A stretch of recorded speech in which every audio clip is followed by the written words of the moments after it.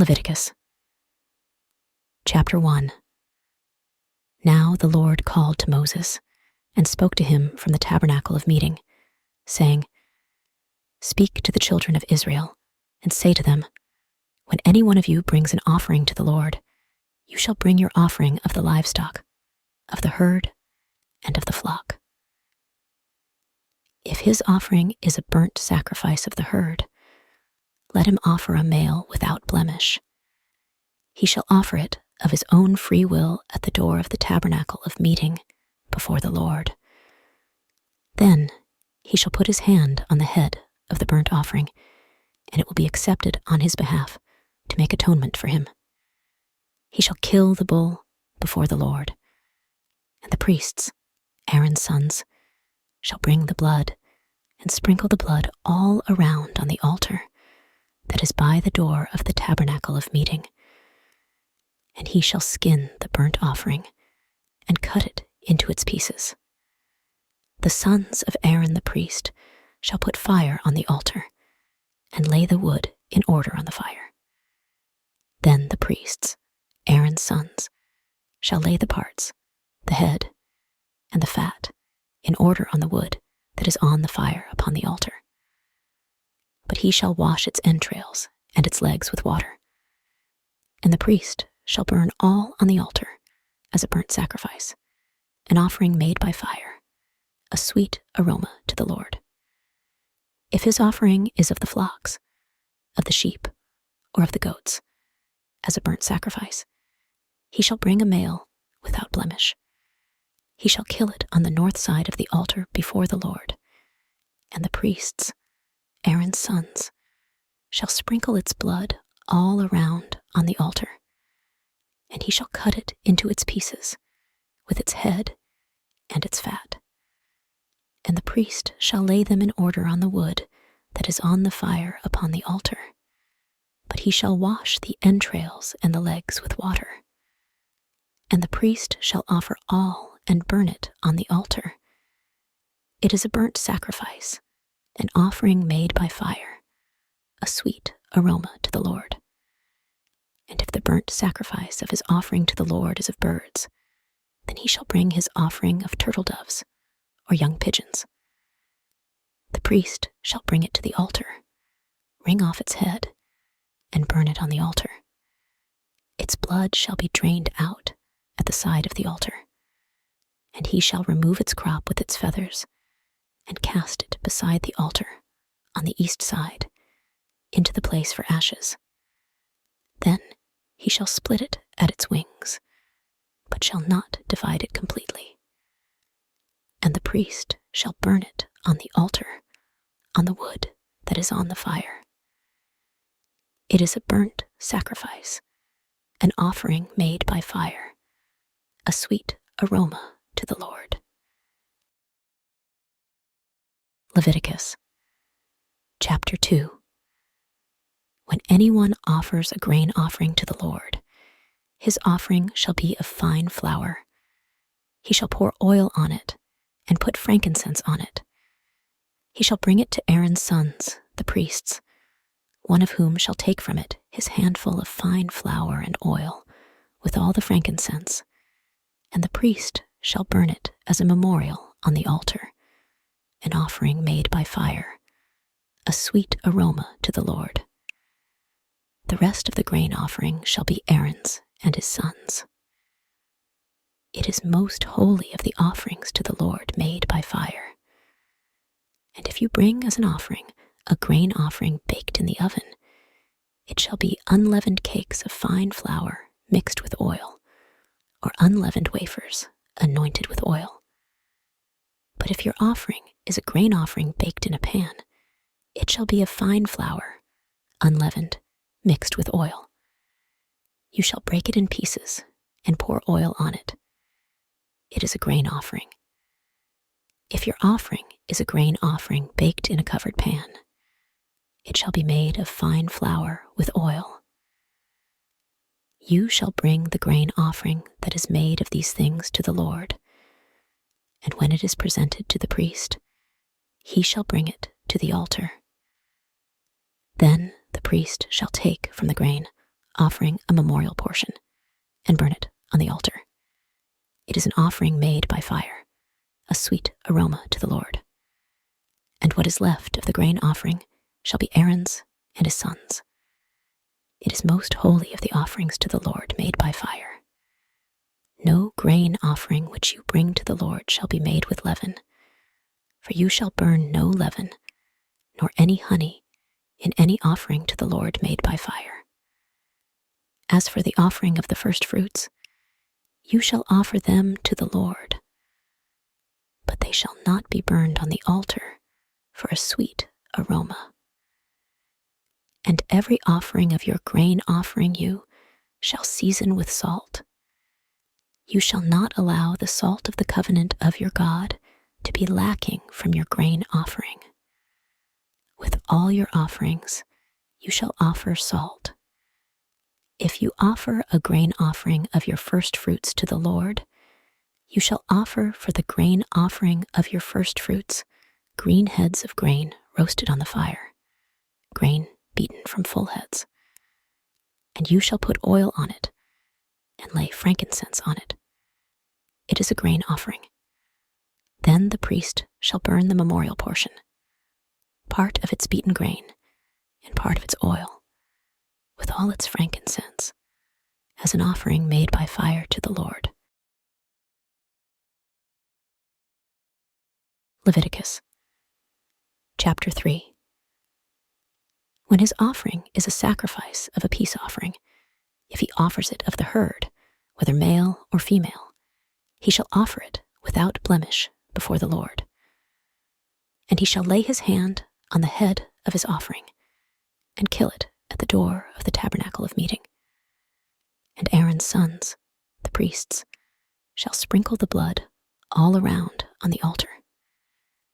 Then he shall offer from the sacrifice of the peace offering, an offering made by fire to the Lord, the fat that covers the entrails, and all the fat that is on the entrails, the 2 kidneys, and the fat that is on them by the flanks, and the fatty lobe attached to the liver above the kidneys, he shall remove.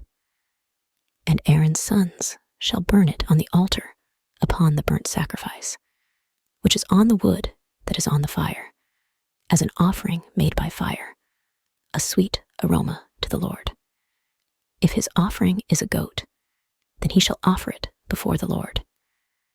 He shall lay his hand on its head and kill it before the tabernacle of meeting. And the sons of Aaron shall sprinkle its blood all around on the altar. Then he shall offer from it, his offering as an offering made by fire to the Lord, the fat that covers the entrails, and all the fat that is on the entrails, the 2 kidneys, and the fat that is on them by the flanks, and the fatty lobe attached to the liver above the kidneys, he shall remove. And the priest shall burn them on the altar as food, an offering made by fire for a sweet aroma. All the fat is the Lord's. This shall be a perpetual statute throughout your generations, in all your dwellings. You shall eat neither fat nor blood. Leviticus chapter 4. Now the Lord spoke to Moses, saying, Speak to the children of Israel, saying, If a person sins unintentionally against any of the commandments of the Lord in anything which ought not to be done, and does any of them, if the anointed priest sins, bringing guilt on the people, then let him offer to the Lord for his sin, which he has sinned, a young bull, without blemish, as a sin offering. He shall bring the bull to the door of the tabernacle of meeting before the Lord, lay his hand on the bull's head, and kill the bull before the Lord. Then the anointed priest shall take some of the bull's blood and bring it to the tabernacle of meeting. The priest shall dip his finger in the blood and sprinkle some of the blood 7 times before the Lord, in front of the veil of the sanctuary. The priest shall put some of the blood on the horns of the altar of sweet incense before the Lord, which is in the tabernacle of meeting. And he shall pour the remaining blood of the bull at the base of the altar of the burnt offering, which is at the door of the tabernacle of meeting.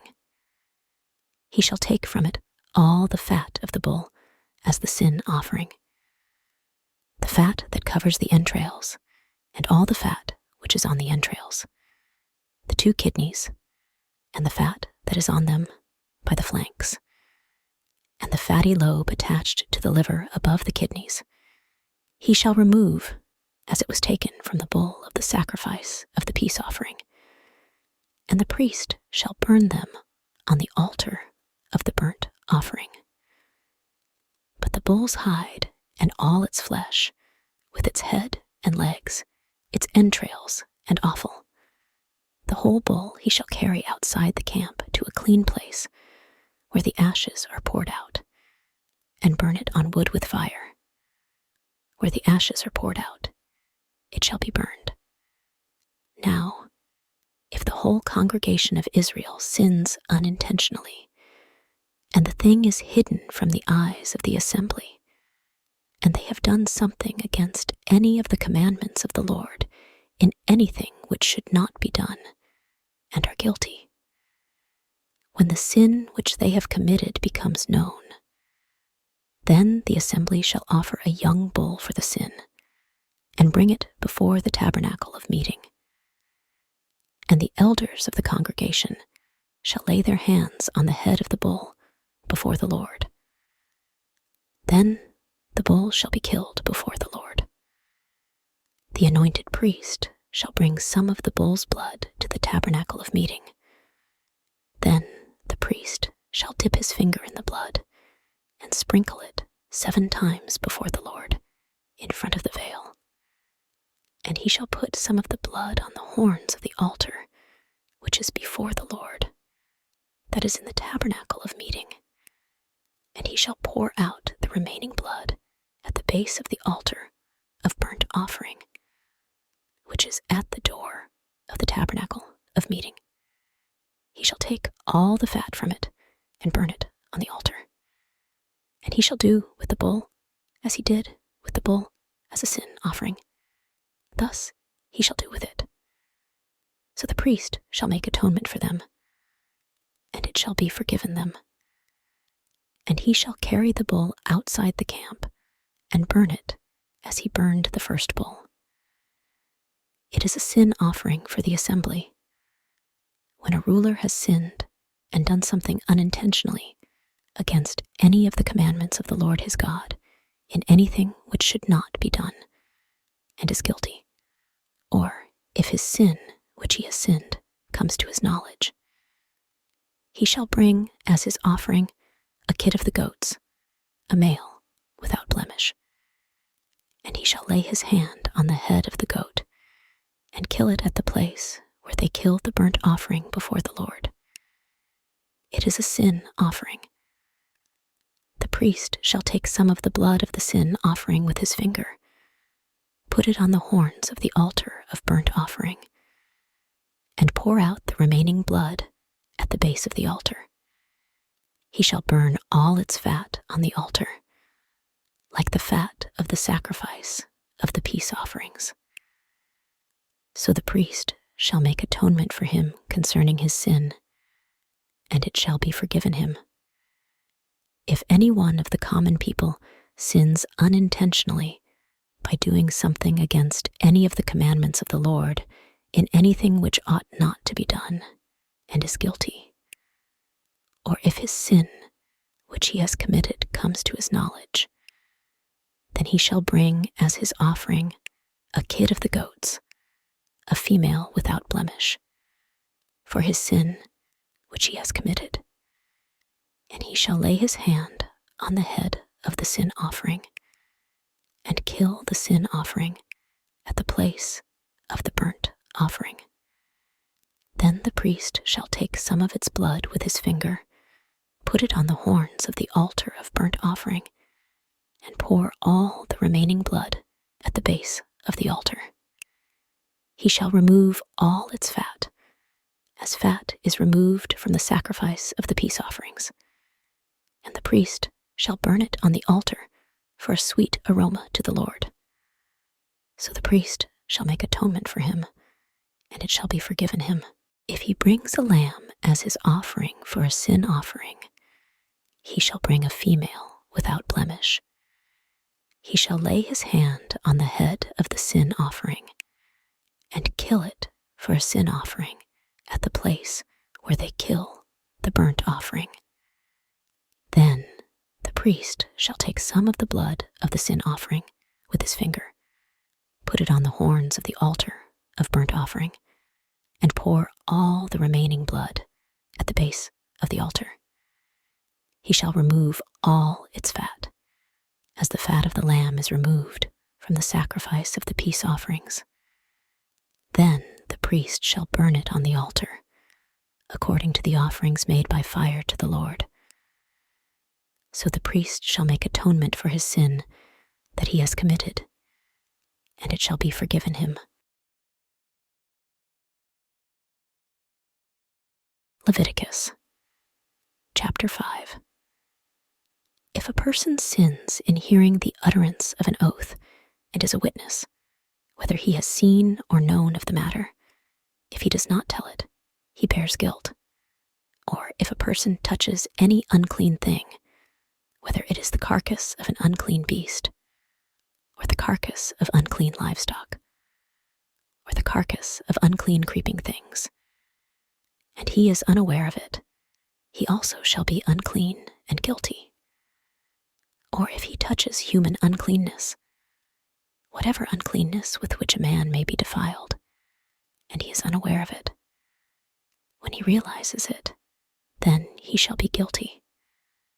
Or if a person swears, speaking thoughtlessly with his lips to do evil or to do good, whatever it is that a man may pronounce by an oath, and it is hidden from him, when he realizes it, then he shall be guilty in any of these matters. And it shall be, when he is guilty in any of these matters, that he shall confess that he has sinned in that thing. And he shall bring his trespass offering to the Lord for his sin, which he has committed, a female from the flock, a lamb or a kid of the goats, as a sin offering. So the priest shall make atonement for him concerning his sin. If he is not able to bring a lamb, then he shall bring to the Lord, for his trespass which he has committed, 2 turtle doves or 2 young pigeons, one as a sin offering, and the other as a burnt offering. And he shall bring them to the priest, who shall offer that which is for the sin offering first, and wring off its head from its neck, but shall not divide it completely. Then he shall sprinkle some of the blood of the sin offering on the side of the altar, and the rest of the blood shall be drained out at the base of the altar. It is a sin offering. And he shall offer the second as a burnt offering, according to the prescribed manner. So the priest shall make atonement on his behalf for his sin which he has committed, and it shall be forgiven him. But if he is not able to bring 2 turtle doves or 2 young pigeons, then he who sinned shall bring for his offering 1/10 of an ephah of fine flour as a sin offering. He shall put no oil on it, nor shall he put frankincense on it, for it is a sin offering. Then he shall bring it to the priest, and the priest shall take his handful of it as a memorial portion, and burn it on the altar, according to the offerings made by fire to the Lord. It is a sin offering. The priest shall make atonement for him for his sin that he has committed in any of these matters, and it shall be forgiven him. The rest shall be the priest's, as a grain offering. And the Lord spoke to Moses, saying, If a person commits a trespass and sins unintentionally in regard to the holy things of the Lord, then he shall bring to the Lord as his trespass offering a ram without blemish from the flocks, with your valuation in shekels of silver, according to the shekel of the sanctuary, as a trespass offering. And he shall make restitution for the harm that he has done in regard to the holy thing, and shall add 1/5 to it, and give it to the priest. So the priest shall make atonement for him with the ram of the trespass offering, and it shall be forgiven him. If a person sins and commits any of these things, which are forbidden to be done by the commandments of the Lord, though he does not know it, yet he is guilty and shall bear his iniquity. And he shall bring to the priest a ram without blemish from the flock, with your valuation, as a trespass offering. So the priest shall make atonement for him regarding his ignorance, in which he erred and did not know it, and it shall be forgiven him. It is a trespass offering. He has certainly trespassed against the Lord.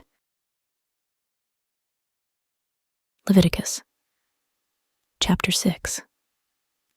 And the Lord spoke to Moses, saying, If a person sins and commits a trespass against the Lord by lying to his neighbor about what was delivered to him for safekeeping, or about a pledge, or about a robbery, or if he has extorted from his neighbor, or if he has found what was lost and lies concerning it and swears falsely, in any one of these things that a man may do in which he sins, then it shall be, because he has sinned and is guilty, that he shall restore what he has stolen, or the thing which he has extorted, or what was delivered to him for safekeeping, or the lost thing which he found, or all that about which he has sworn falsely. He shall restore its full value, add 1/5 more to it, and give it to whomever it belongs, on the day of his trespass offering. And he shall bring his trespass offering to the Lord, a ram without blemish from the flock, with your valuation, as a trespass offering, to the priest. So the priest shall make atonement for him before the Lord, and he shall be forgiven for any of everything that he may have done, in which he may be guilty. Then the Lord spoke to Moses, saying, Command Aaron and his sons, saying, This is the law of the burnt offering. The burnt offering shall be on the hearth upon the altar all night until morning, and the fire of the altar shall be kept burning on it. And the priest shall put on his linen garment, and his linen trousers he shall put on his body, and take up the ashes which the fire has consumed with the burnt offering on the altar, and he shall put them beside the altar. Then he shall take off his garments, put on other garments, and carry the ashes outside the camp to a clean place. And the fire on the altar shall be kept burning on it. It shall not be put out. And the priest shall burn wood on it every morning, and lay the burnt offering in order on it. And he shall burn on it the fat of the peace offerings. A fire shall always be burning on the altar. It shall never go out.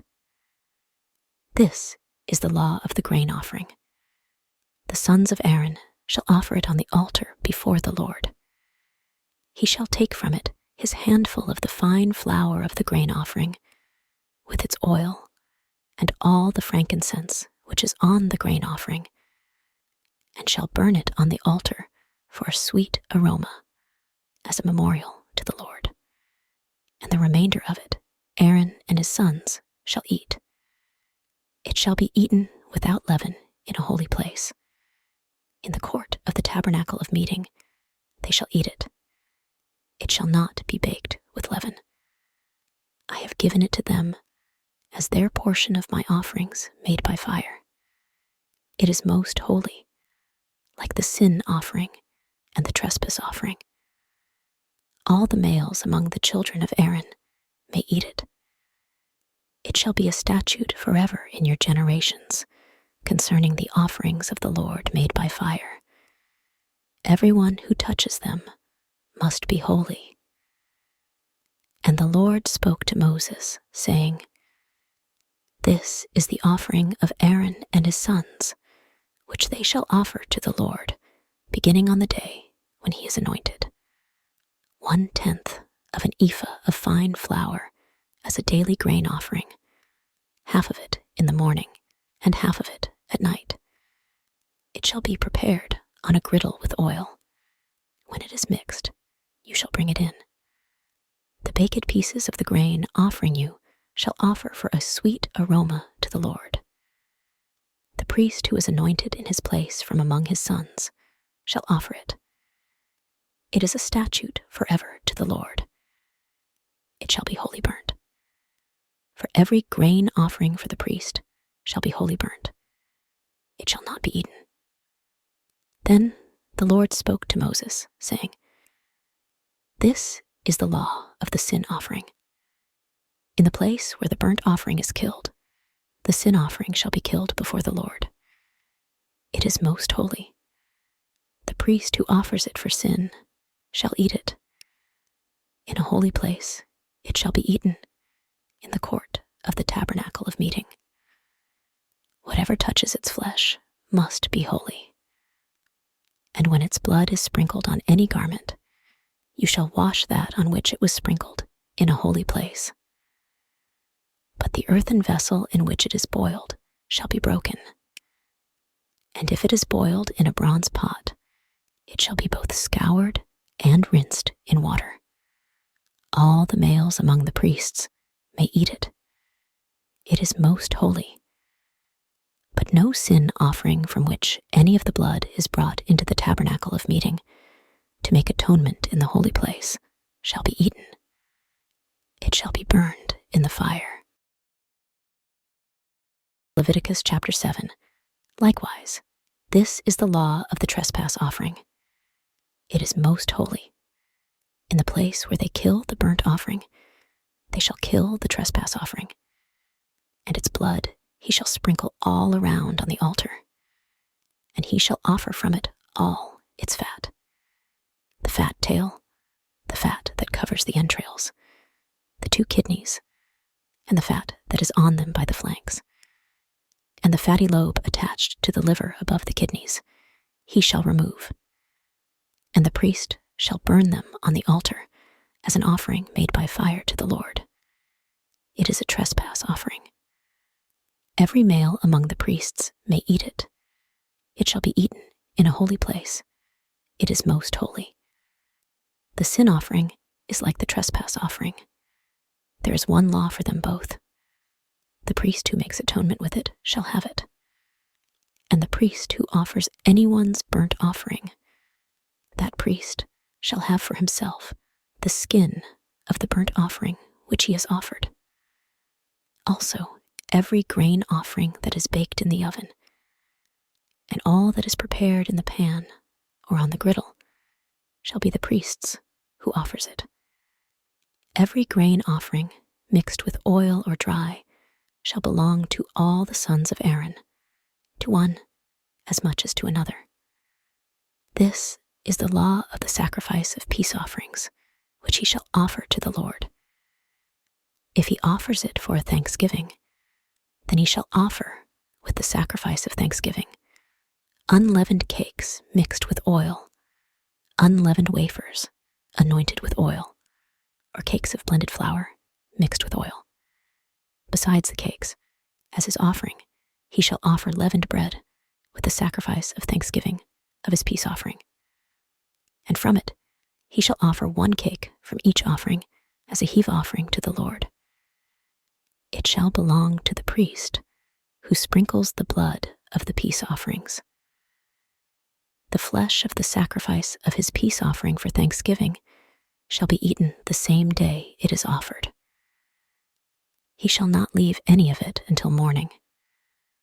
But if the sacrifice of his offering is a vow or a voluntary offering, it shall be eaten the same day that he offers his sacrifice. But on the next day, The remainder of it also may be eaten. The remainder of the flesh of the sacrifice on the third day must be burned with fire. And if any of the flesh of the sacrifice of his peace offerings is eaten at all on the third day, it shall not be accepted, nor shall it be imputed to him.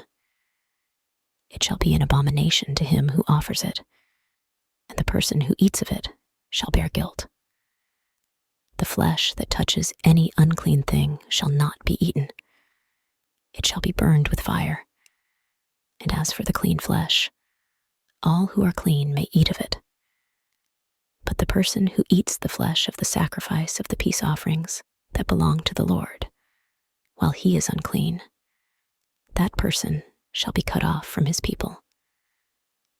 Moreover, the person who touches any unclean thing, such as human uncleanness, an unclean animal, or any abominable unclean thing, and who eats the flesh of the sacrifice of the peace offerings that belong to the Lord, that person shall be cut off from his people. And the Lord spoke to Moses, saying, Speak to the children of Israel, saying, You shall not eat any fat of ox or sheep or goat, and the fat of an animal that dies naturally, and the fat of what is torn by wild beasts may be used in any other way. But you shall by no means eat it. For whoever eats the fat of the animal, of which men offer an offering made by fire to the Lord, the person who eats it shall be cut off from his people. Moreover, you shall not eat any blood in any of your dwellings, whether of bird or beast. Whoever eats any blood, that person shall be cut off from his people. This is the law of the burnt offering, the grain offering, and the sin offering, the trespass offering, the consecrations, and the sacrifice of the peace offerings, which the Lord commanded Moses on Mount Sinai, on the day when he commanded the children of Israel to offer their offerings to the Lord in the wilderness of Sinai.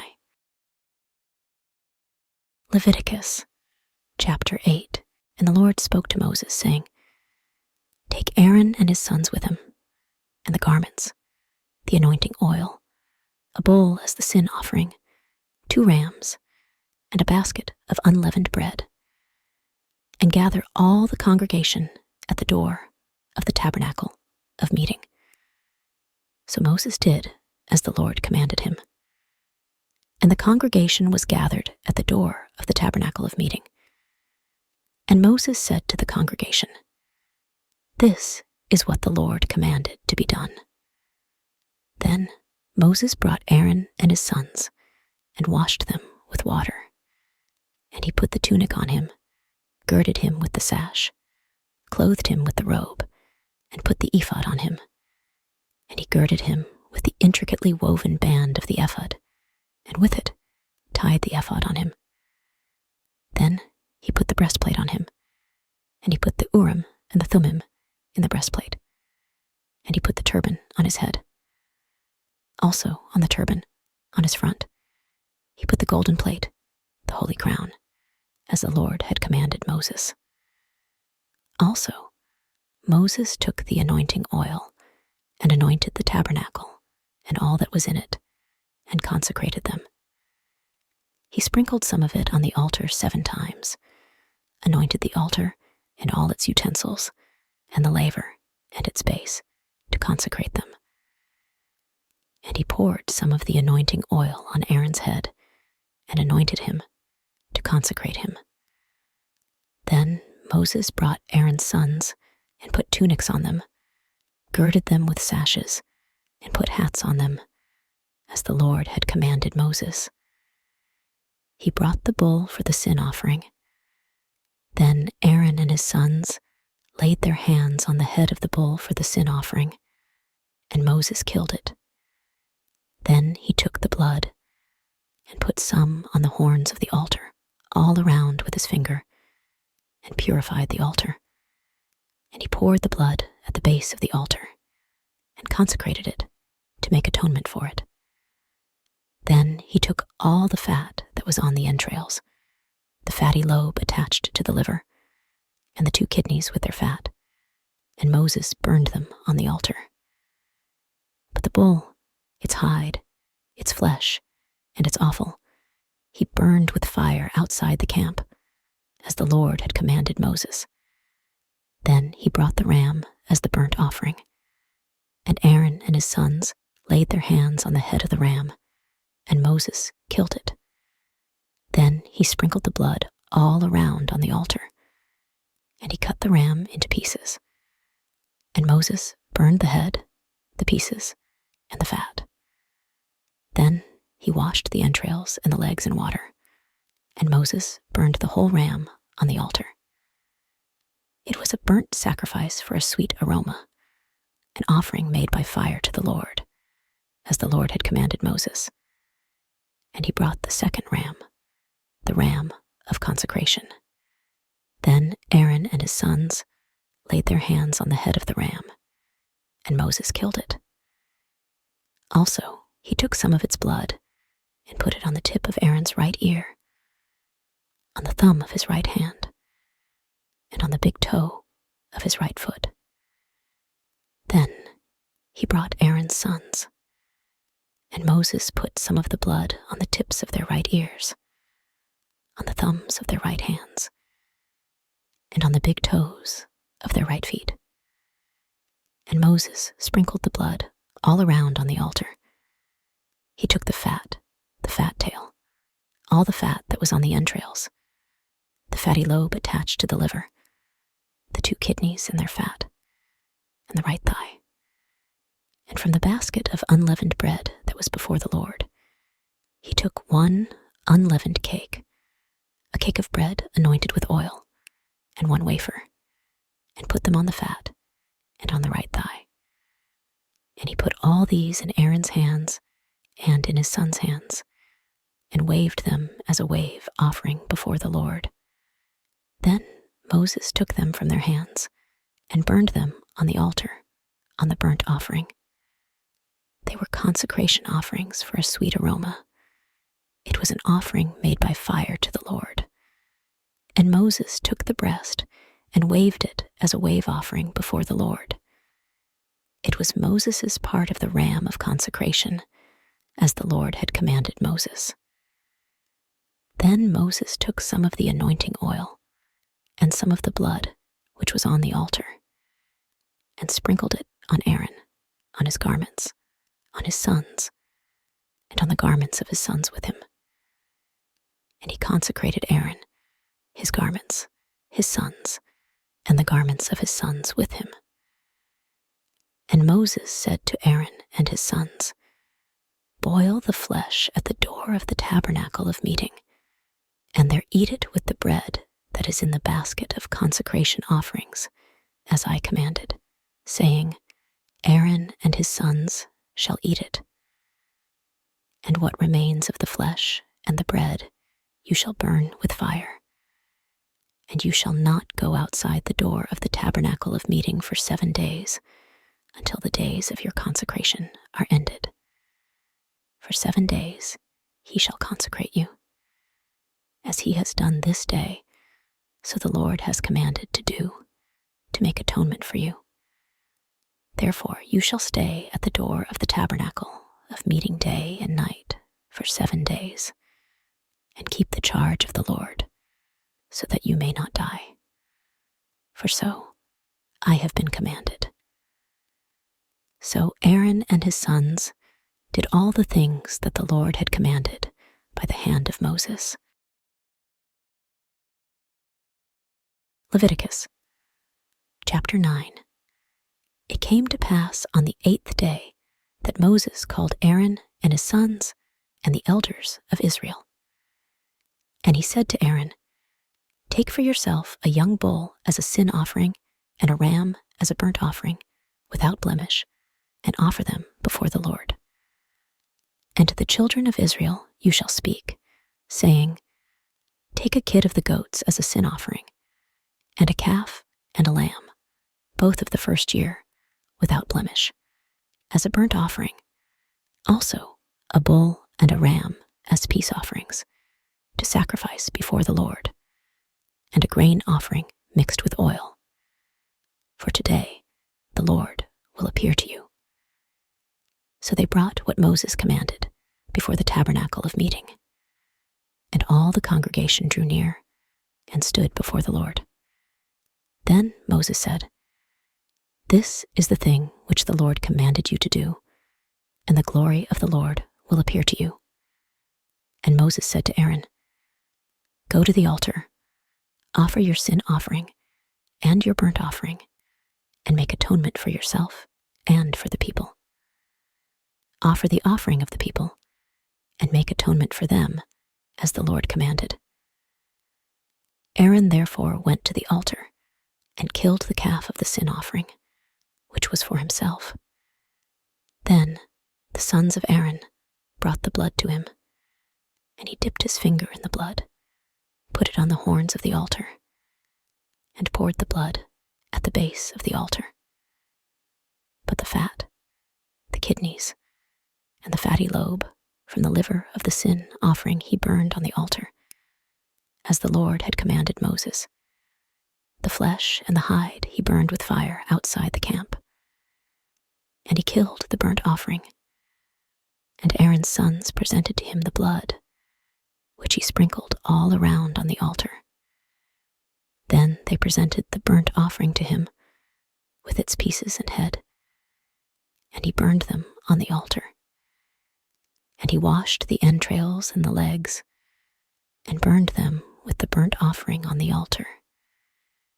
Then he brought the people's offering, and took the goat, which was the sin offering for the people, and killed it, and offered it for sin, like the first one. And he brought the burnt offering, and offered it according to the prescribed manner.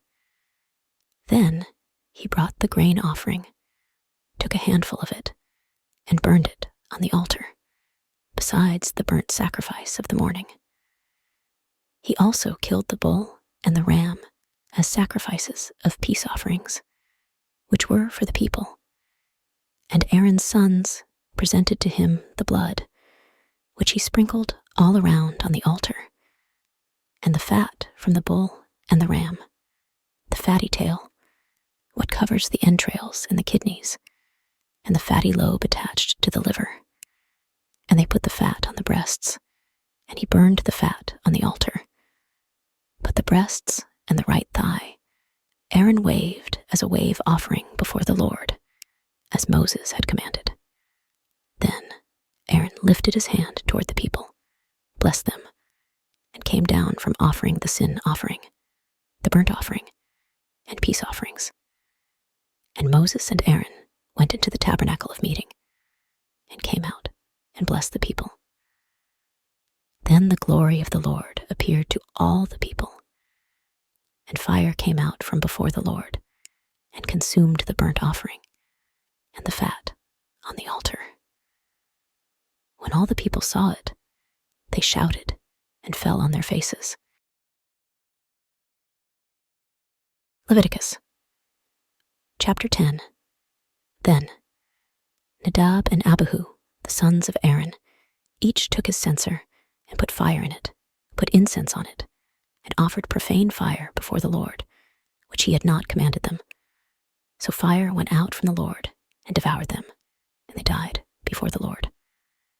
And Moses said to Aaron, "This is what the Lord spoke, saying, By those who come near me, I must be regarded as holy, and before all the people I must be glorified."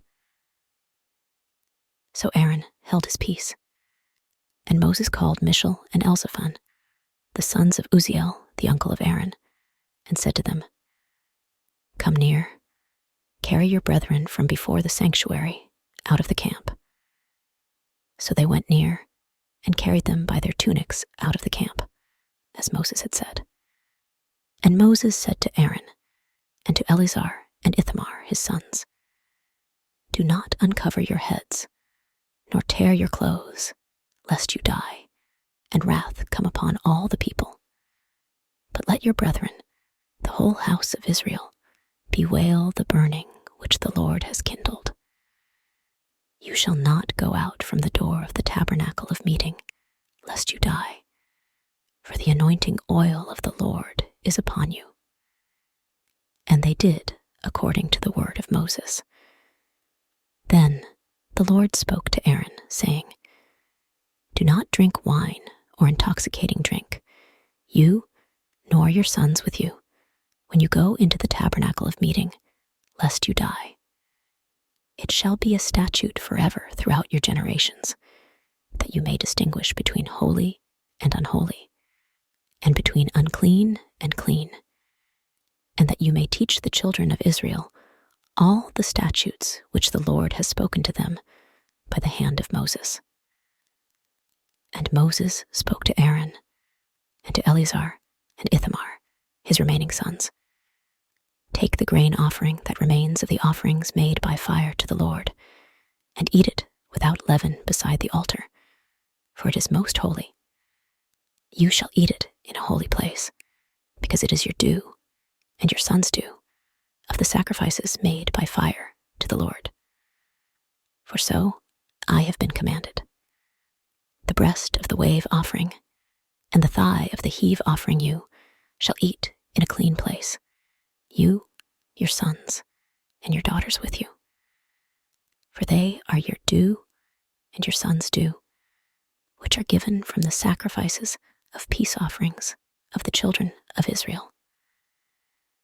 The thigh of the heave offering and the breast of the wave offering they shall bring with the offerings of fat made by fire, to wave as a wave offering before the Lord. And it shall be yours and your sons with you by a statute forever, as the Lord has commanded." Then Moses diligently inquired about the goat of the sin offering, and there it was, burned up. And he was angry with Eleazar and Ithamar, the sons of Aaron who were left, saying, "Why have you not eaten the sin offering in a holy place, since it is most holy? And God has given it to you to bear the guilt of the congregation, to make atonement for them before the Lord. See, its blood was not brought inside the holy place. Indeed, you should have eaten it in a holy place, as I commanded." And Aaron said to Moses, "Look, this day they have offered their sin offering and their burnt offering before the Lord, and such things have befallen me. If I had eaten the sin offering today, would it have been accepted in the sight of the Lord?" So when Moses heard that, he was content. Leviticus chapter 11. Now the Lord spoke to Moses and Aaron, saying to them, "Speak to the children of Israel, saying, These are the animals which you may eat among all the animals that are on the earth. Among the animals, whatever divides the hoof, having cloven hooves and chewing the cud, that you may eat. Nevertheless, these you shall not eat among those that chew the cud, or those that have cloven hooves. The camel, because it chews the cud, but does not have cloven hooves, is unclean to you. The rock hyrax, because it chews the cud, but does not have cloven hooves, is unclean to you. The hare, because it chews the cud, but does not have cloven hooves, is unclean to you. And the swine, though it divides the hoof, having cloven hooves, yet does not chew the cud, is unclean to you. Their flesh you shall not eat, and their carcasses you shall not touch. They are unclean to you.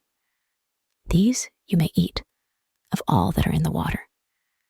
Whatever in the water has fins and scales, whether in the seas or in the rivers, that you may eat.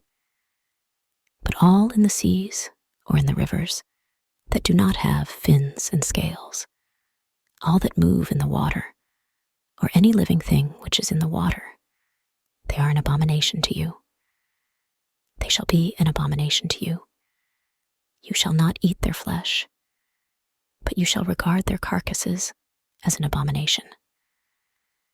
Whatever in the water does not have fins or scales, that shall be an abomination to you, and these you shall regard as an abomination among the birds. They shall not be eaten. They are an abomination. The eagle, the vulture, the buzzard, the kite, and the falcon after its kind. Every raven after its kind. The ostrich, the short-eared owl, the seagull, and the hawk after its kind. The little owl, the fisher owl, and the screech owl. The white owl, the jackdaw, and the carrion vulture. The stork, the heron after its kind, the hoopoe, and the bat. All flying insects that creep on all fours shall be an abomination to you. Yet these you may eat of every flying insect that creeps on all fours, those which have jointed legs above their feet, with which to leap on the earth. These you may eat: the locust after its kind, the destroying locust after its kind, the cricket after its kind, and the grasshopper after its kind. But all other flying insects which have 4 feet shall be an abomination to you. By these you shall become unclean. Whoever touches the carcass of any of them shall be unclean until evening. Whoever carries part of the carcass of any of them shall wash his clothes and be unclean until evening. The carcass of any animal which divides the foot, but is not cloven-hoofed or does not chew the cud, is unclean to you. Everyone who touches it shall be unclean. And whatever goes on its paws, among all kinds of animals that go on all fours, those are unclean to you. Whoever touches any such carcass shall be unclean until evening.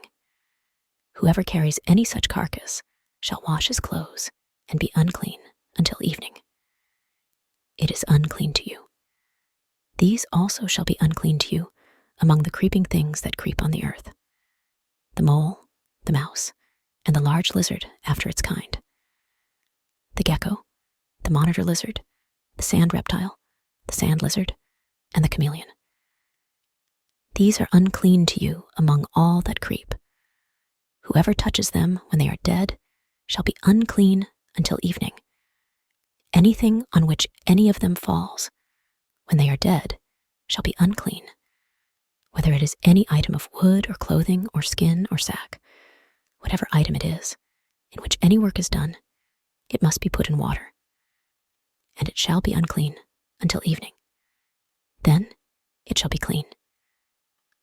Any earthen vessel into which any of them falls you shall break, and whatever is in it shall be unclean. In such a vessel, any edible food upon which water falls becomes unclean, and any drink that may be drunk from it becomes unclean. And everything on which a part of any such carcass falls shall be unclean. Whether it is an oven or cooking stove, it shall be broken down. For they are unclean, and shall be unclean to you. Nevertheless, a spring or a cistern, in which there is plenty of water, shall be clean. But whatever touches any such carcass becomes unclean. And if any part of such carcass falls on any sowing seed which is to be sown, it remains clean. But if water is put on the seed, and if any part of such carcass falls on it, it becomes unclean to you. And if any animal which you may eat dies, he who touches its carcass shall be unclean until evening. He who eats of its carcass shall wash his clothes and be unclean until evening. He also who carries its carcass shall wash his clothes and be unclean until evening. And every creeping thing that creeps on the earth shall be an abomination. It shall not be eaten. Whatever crawls on its belly, whatever goes on all fours, or whatever has many feet among all creeping things that creep on the earth, these you shall not eat, for they are an abomination. Do not make yourselves abominable with any creeping thing that creeps, nor shall you make yourselves unclean with them, lest you be defiled by them. For I am the Lord your God.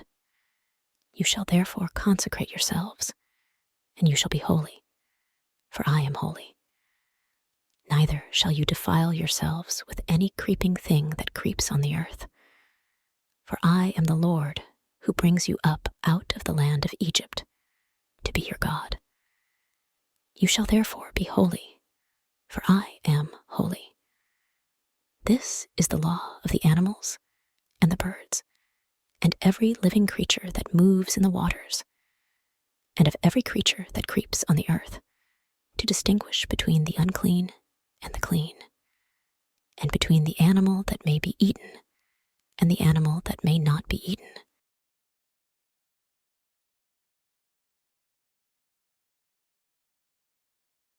Leviticus chapter 12.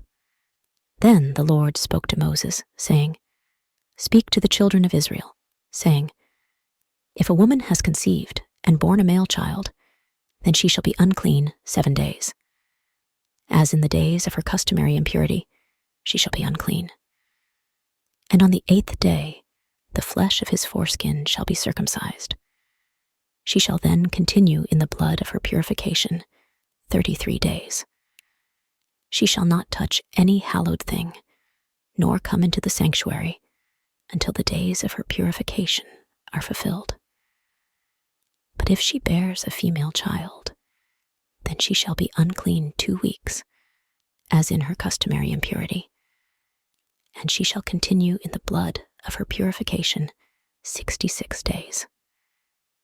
When the days of her purification are fulfilled, whether for a son or a daughter, she shall bring to the priest a lamb of the first year as a burnt offering, and a young pigeon or a turtle dove as a sin offering to the door of the tabernacle of meeting. Then he shall offer it before the Lord and make atonement for her, and she shall be clean from the flow of her blood.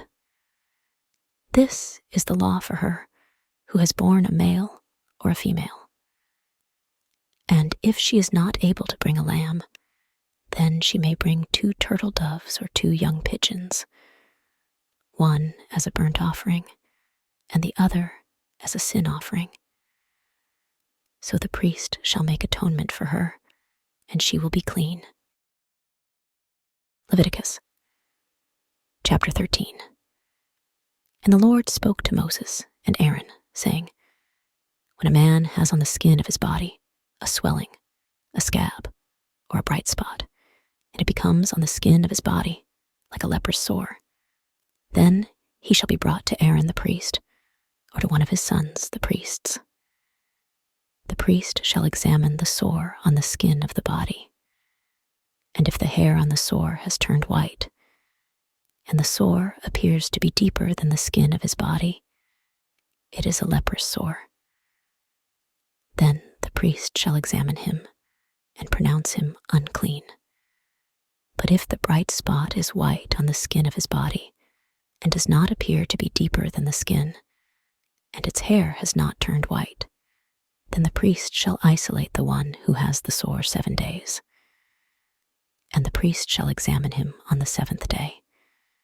And indeed, if the sore appears to be as it was, and the sore has not spread on the skin, then the priest shall isolate him another 7 days. Then the priest shall examine him again on the 7th day. And indeed, if the sore has faded, and the sore has not spread on the skin, then the priest shall pronounce him clean. It is only a scab, and he shall wash his clothes and be clean. But if the scab should at all spread over the skin after he has been seen by the priest for his cleansing, he shall be seen by the priest again. And if the priest sees that the scab has indeed spread on the skin, then the priest shall pronounce him unclean. It is leprosy. When the leprous sore is on a person, then he shall be brought to the priest, and the priest shall examine him. And indeed, if the swelling on the skin is white, and it has turned the hair white, and there is raw flesh in the swelling, it is an old leprosy on the skin of his body. The priest shall pronounce him unclean, and shall not isolate him, for he is unclean. And if leprosy breaks out all over the skin, and the leprosy covers all the skin of the one who has the sore, from his head to his foot. Wherever the priest looks, then the priest shall consider. And indeed, if the leprosy has covered all his body, he shall pronounce him clean, who has the sore. It is all turned white. He is clean. But when raw flesh appears on him, he shall be unclean. And the priest shall examine the raw flesh and pronounce him to be unclean. For the raw flesh is unclean. It is leprosy. Or if the raw flesh changes and turns white again, he shall come to the priest. And the priest shall examine him. And indeed, if the sore has turned white, then the priest shall pronounce the one who has the sore clean. He is clean. The flesh also, in which, in the skin thereof, was a boil, and is healed. And in the place of the boil, there is a white swelling or a bright spot, white and somewhat reddish, and it is shown to the priest. And if, when the priest sees it, behold, it be in sight lower than the skin, and the hair thereof be turned white, the priest shall pronounce him unclean. It is a plague of leprosy broken out of the boil. But if the priest examines it, and indeed there are no white hairs in the bright spot, and it is no lower than the other skin, but is somewhat dark, then the priest shall isolate him 7 days. And if it should at all spread over the skin, then the priest shall pronounce him unclean. It is a plague. However, if the bright spot stays in its place and does not spread, it is the scar of the boil, and the priest shall pronounce him clean.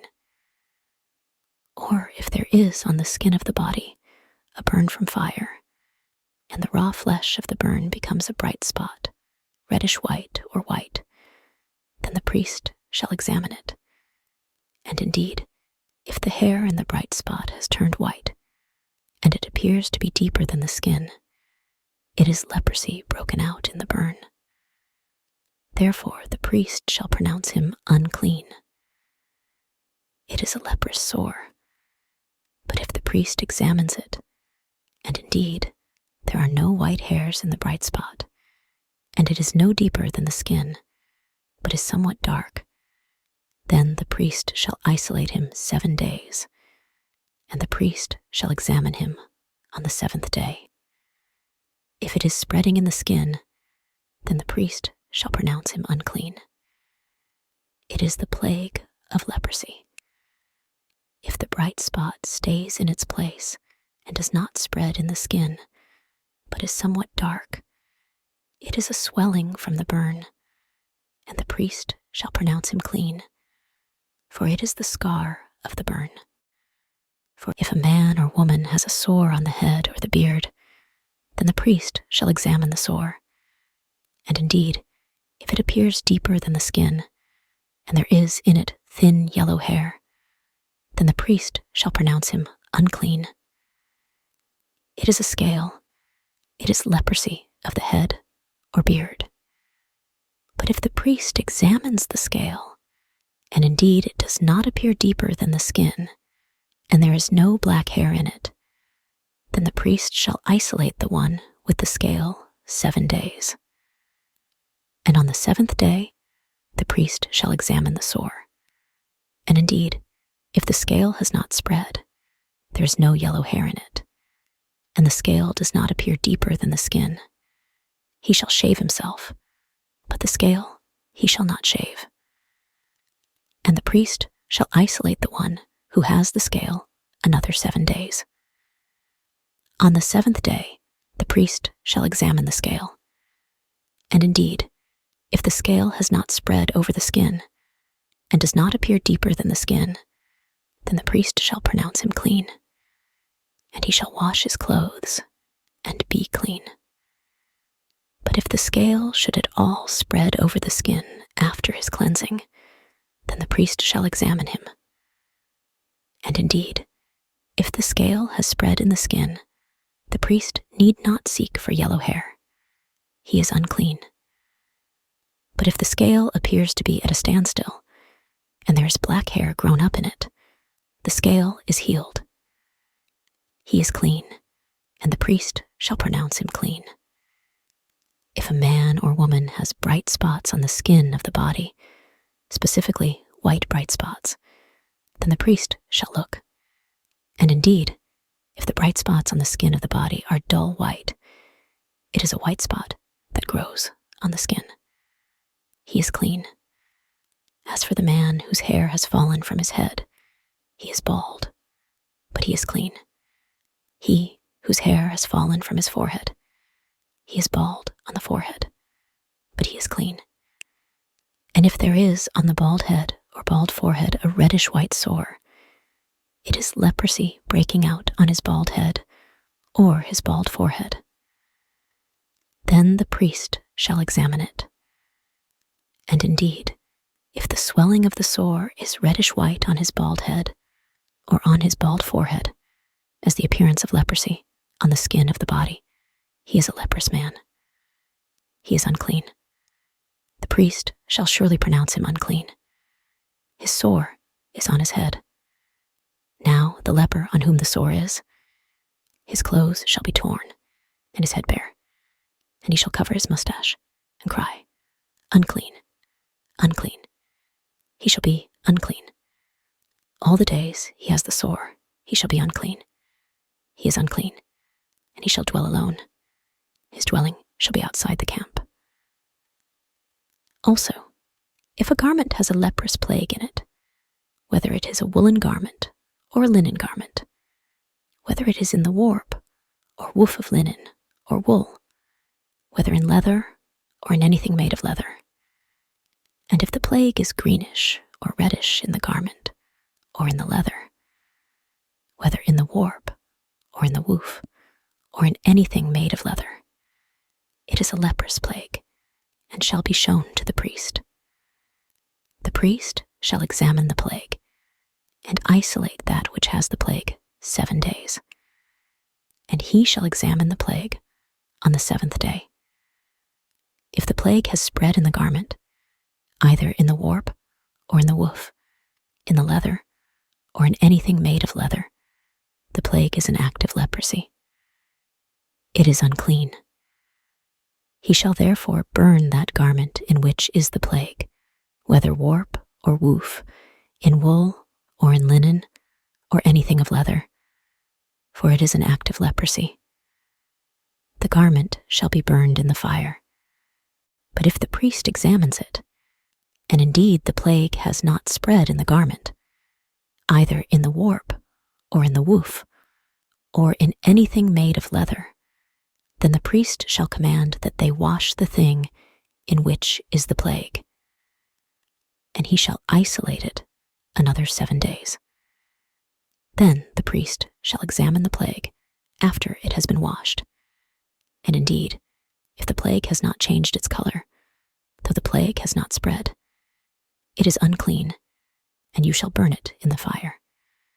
It continues eating away, whether the damage is outside or inside. If the priest examines it, and indeed the plague has faded after washing it, then he shall tear it out of the garment, whether out of the warp, or out of the woof, or out of the leather. But if it appears again in the garment, either in the warp, or in the woof, or in anything made of leather, it is a spreading plague. You shall burn with fire that in which is the plague.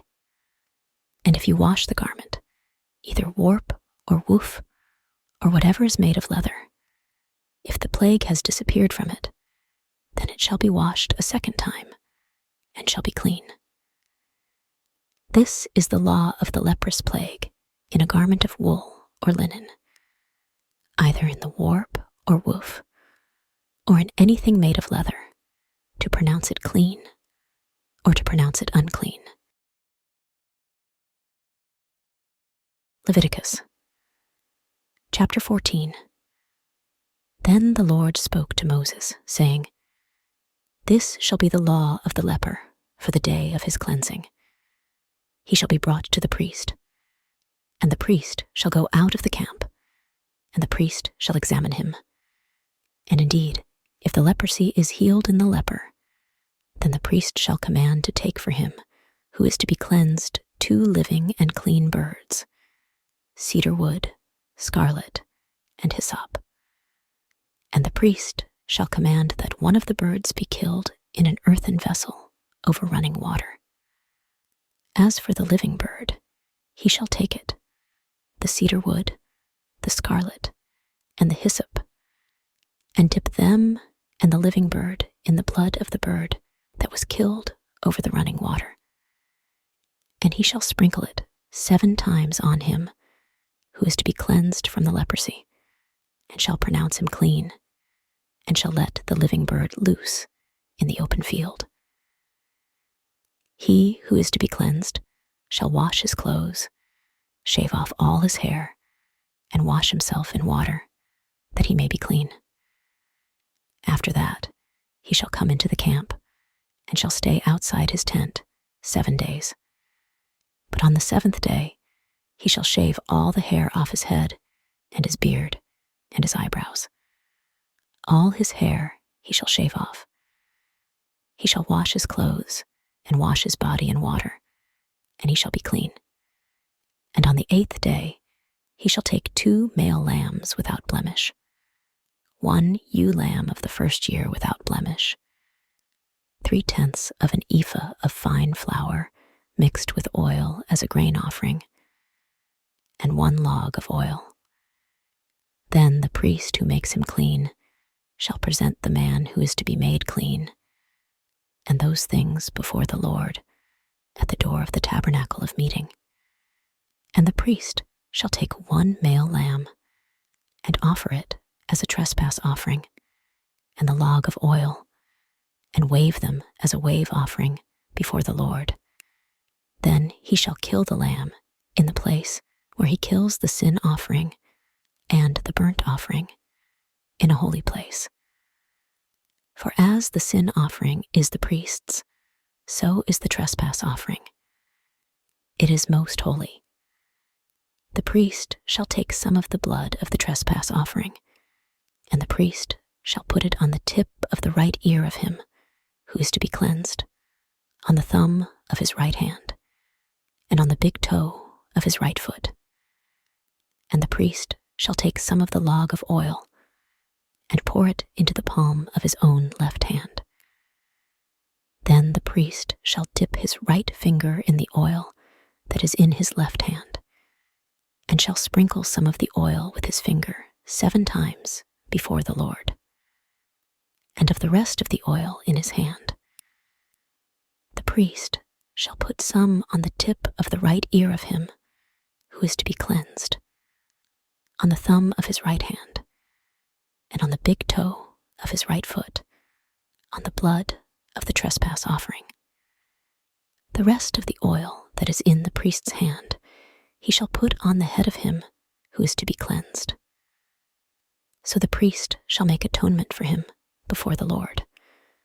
The priest shall also offer the sin offering and make atonement for him who is to be cleansed from his uncleanness. Afterward, he shall kill the burnt offering, and the priest shall offer the burnt offering and the grain offering on the altar. So the priest shall make atonement for him, and he shall be clean. But if he is poor and cannot afford it, then he shall take 1 male lamb as a trespass offering to be waved, to make atonement for him, 1/10 of an ephah of fine flour mixed with oil as a grain offering, a log of oil, and 2 turtle doves or 2 young pigeons, such as he is able to afford. 1 shall be a sin offering, and the other a burnt offering. And on the 8th day he shall bring them for his cleansing to the priest, to the door of the tabernacle of meeting, before the Lord. And the priest shall take the lamb of the trespass offering and the log of oil, and the priest shall wave them as a wave offering before the Lord. Then he shall kill the lamb of the trespass offering, and the priest shall take some of the blood of the trespass offering and put it on the tip of the right ear of him who is to be cleansed, on the thumb of his right hand, and on the big toe of his right foot. And the priest shall pour some of the oil into the palm of his own left hand, and the priest shall sprinkle with his right finger some of the oil that is in his left hand 7 times before the Lord. And the priest shall put some of the oil that is in his hand on the tip of the right ear of him who is to be cleansed, on the thumb of his right hand, and on the big toe of his right foot, on the place of the blood of the trespass offering. The rest of the oil that is in the priest's hand he shall put on the head of him who is to be cleansed, to make atonement for him before the Lord. And he shall offer one of the turtle doves or young pigeons, such as he can afford, one as a sin offering, and the other as a burnt offering, with the grain offering. So the priest shall make atonement for him who is to be cleansed before the Lord. This is the law for one who had a leprous sore, who cannot afford the usual cleansing. And the Lord spoke to Moses and Aaron, saying, When you have come into the land of Canaan, which I give to you as a possession, and I put the leprous plague in a house in the land of your possession, and he who owns the house comes and tells the priest, saying, It seems to me that there is some plague in the house. Then the priest shall command that they empty the house before the priest goes into it to examine the plague, that all that is in the house may not be made unclean. And afterward the priest shall go in to examine the house. And he shall examine the plague. And indeed, if the plague is on the walls of the house with ingrained streaks, greenish or reddish, which appear to be deep in the wall, then the priest shall go out of the house to the door of the house and shut up the house 7 days. And the priest shall come again on the 7th day and look. And indeed, if the plague has spread on the walls of the house, then the priest shall command that they take away the stones in which is the plague, and they shall cast them into an unclean place outside the city. And he shall cause the house to be scraped inside all around, and the dust that they scrape off they shall pour out in an unclean place outside the city. Then they shall take other stones and put them in the place of those stones, and he shall take other mortar and plaster the house. If the plague comes back and breaks out in the house, after he has taken away the stones, after he has scraped the house, and after it is plastered, then the priest shall come and look. And indeed, if the plague has spread in the house, it is an active leprosy in the house. It is unclean. And he shall break down the house, its stones, its timber, and all the plaster of the house. And he shall carry them outside the city to an unclean place.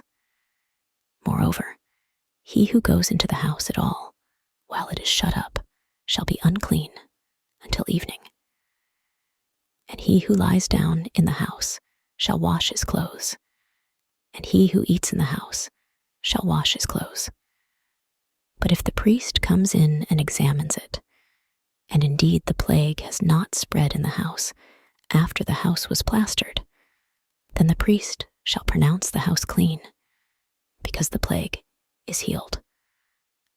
And he shall take, to cleanse the house, 2 birds, cedar wood, scarlet, and hyssop.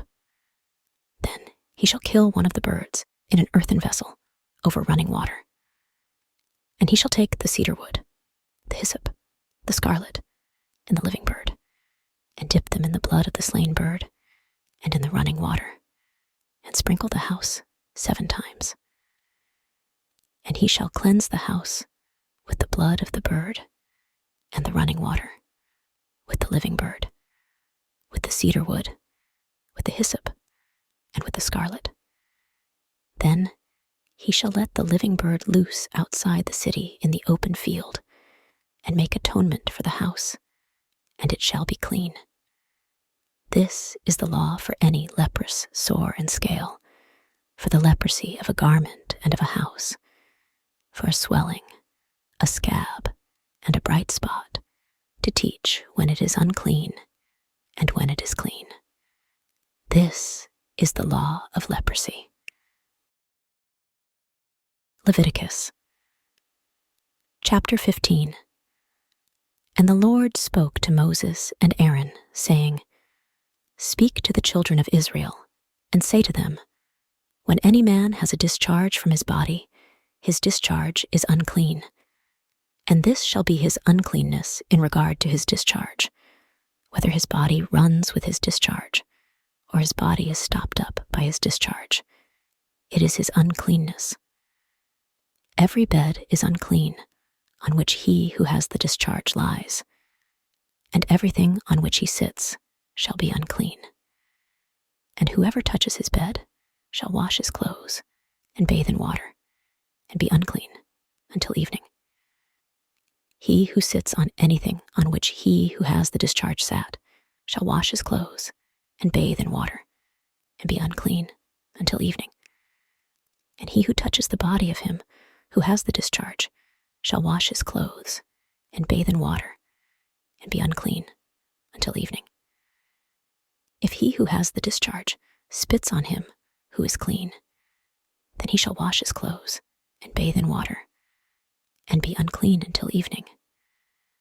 Any saddle on which he who has the discharge rides shall be unclean. Whoever touches anything that was under him shall be unclean until evening. He who carries any of those things shall wash his clothes, and bathe in water, and be unclean until evening. And whomsoever he touches, and has not rinsed his hands in water, he shall wash his clothes, and bathe in water, and be unclean until evening. The vessel of earth that he who has the discharge touches shall be broken, and every vessel of wood shall be rinsed in water. When he who has a discharge is cleansed of his discharge, then he shall count for himself 7 days for his cleansing, wash his clothes, and bathe his body in running water. Then he shall be clean. On the 8th day he shall take for himself 2 turtle doves or 2 young pigeons, and come before the Lord to the door of the tabernacle of meeting, and give them to the priest. Then the priest shall offer them, the one as a sin offering, and the other as a burnt offering. And the priest shall make atonement for him before the Lord for his discharge. If any man has an emission of semen, then he shall wash all his body in water, and be unclean until evening. Any garment and any leather on which there is semen, it shall be washed with water, and be unclean until evening. Also, when a woman lies with a man, and there is an emission of semen, they shall bathe in water, and be unclean until evening. If a woman has a discharge, and the discharge from her body is blood, she shall be set apart 7 days, and whoever touches her shall be unclean until evening. Everything that she lies on during her impurity shall be unclean. Also, everything that she sits on shall be unclean.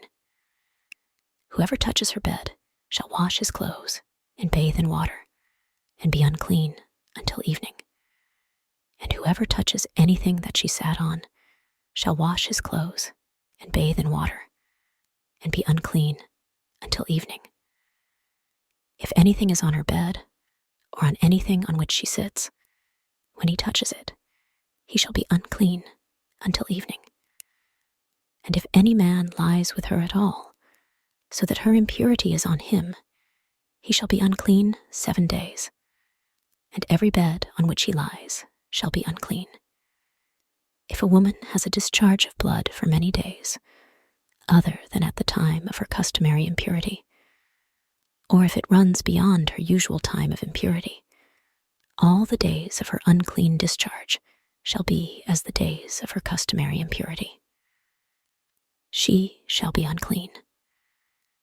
Every bed on which she lies all the days of her discharge shall be to her as the bed of her impurity, and whatever she sits on shall be unclean, as the uncleanness of her impurity. Whoever touches those things shall be unclean. He shall wash his clothes and bathe in water, and be unclean until evening. But if she is cleansed of her discharge, then she shall count for herself 7 days, and after that she shall be clean. And on the 8th day she shall take for herself 2 turtle doves or 2 young pigeons, and bring them to the priest, to the door of the tabernacle of meeting. Then the priest shall offer the one as a sin offering, and the other as a burnt offering. And the priest shall make atonement for her before the Lord for the uncleanness of her discharge. Thus you shall separate the children of Israel from their uncleanness, lest they die in their uncleanness when they defile my tabernacle that is among them. This is the law for one who has a discharge, and for him who emits semen and is unclean thereby, and for her who is indisposed because of her customary impurity, and for one who has a discharge, either man or woman, and for him who lies with her who is unclean. Leviticus, chapter 16. Now the Lord spoke to Moses after the death of the 2 sons of Aaron, when they offered profane fire before the Lord, and died. And the Lord said to Moses, "Tell Aaron your brother not to come at just any time into the holy place inside the veil, before the mercy seat, which is on the ark, lest he die. For I will appear in the cloud above the mercy seat. Thus Aaron shall come into the holy place, with the blood of a young bull as a sin offering, and of a ram as a burnt offering. He shall put on the holy linen tunic and the linen trousers on his body. He shall be girded with a linen sash, and with the linen turban he shall be attired. These are holy garments. Therefore he shall wash his body in water, and put them on. And he shall take from the congregation of the children of Israel 2 kids of the goats as a sin offering, and 1 ram as a burnt offering. Aaron shall offer the bull as a sin offering, which is for himself, and make atonement for himself and for his house. He shall take the 2 goats and present them before the Lord at the door of the tabernacle of meeting. Then Aaron shall cast lots for the 2 goats, 1 lot for the Lord, and the other lot for the scapegoat. Aaron shall bring the goat on which the Lord's lot fell, and offer it as a sin offering. But the goat on which the lot fell to be the scapegoat shall be presented alive before the Lord, to make atonement upon it, and to let it go as the scapegoat into the wilderness. And Aaron shall bring the bull of the sin offering, which is for himself, and make atonement for himself and for his house, and shall kill the bull as the sin offering, which is for himself. Then he shall take a censer full of burning coals of fire from the altar before the Lord, with his hands full of sweet incense beaten fine, and bring it inside the veil. And he shall put the incense on the fire before the Lord, that the cloud of incense may cover the mercy seat that is on the testimony, lest he die. He shall take some of the blood of the bull and sprinkle it with his finger on the mercy seat on the east side. And before the mercy seat he shall sprinkle some of the blood with his finger 7 times. Then he shall kill the goat of the sin offering, that is, for the people, bring its blood inside the veil. Do with that blood as he did with the blood of the bull, and sprinkle it on the mercy seat and before the mercy seat, So he shall make atonement for the holy place, because of the uncleanness of the children of Israel, and because of their transgressions, for all their sins. And so he shall do for the tabernacle of meeting, which remains among them in the midst of their uncleanness.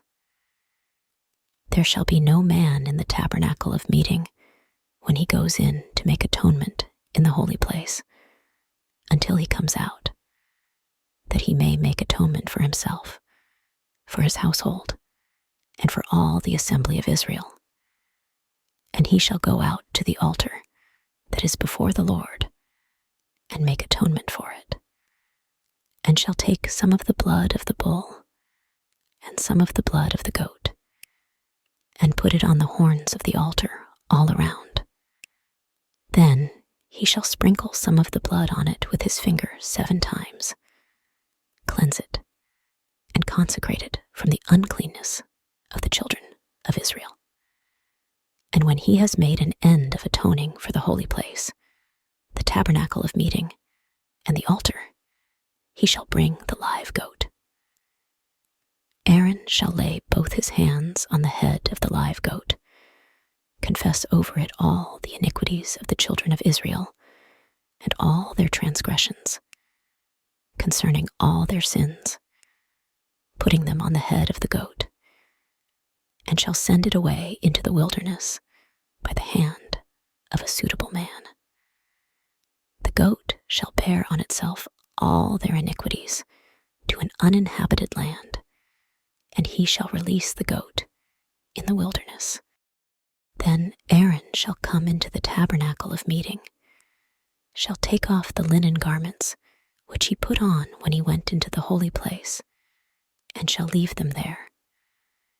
And he shall wash his body with water in a holy place, put on his garments, come out, and offer his burnt offering and the burnt offering of the people, and make atonement for himself and for the people.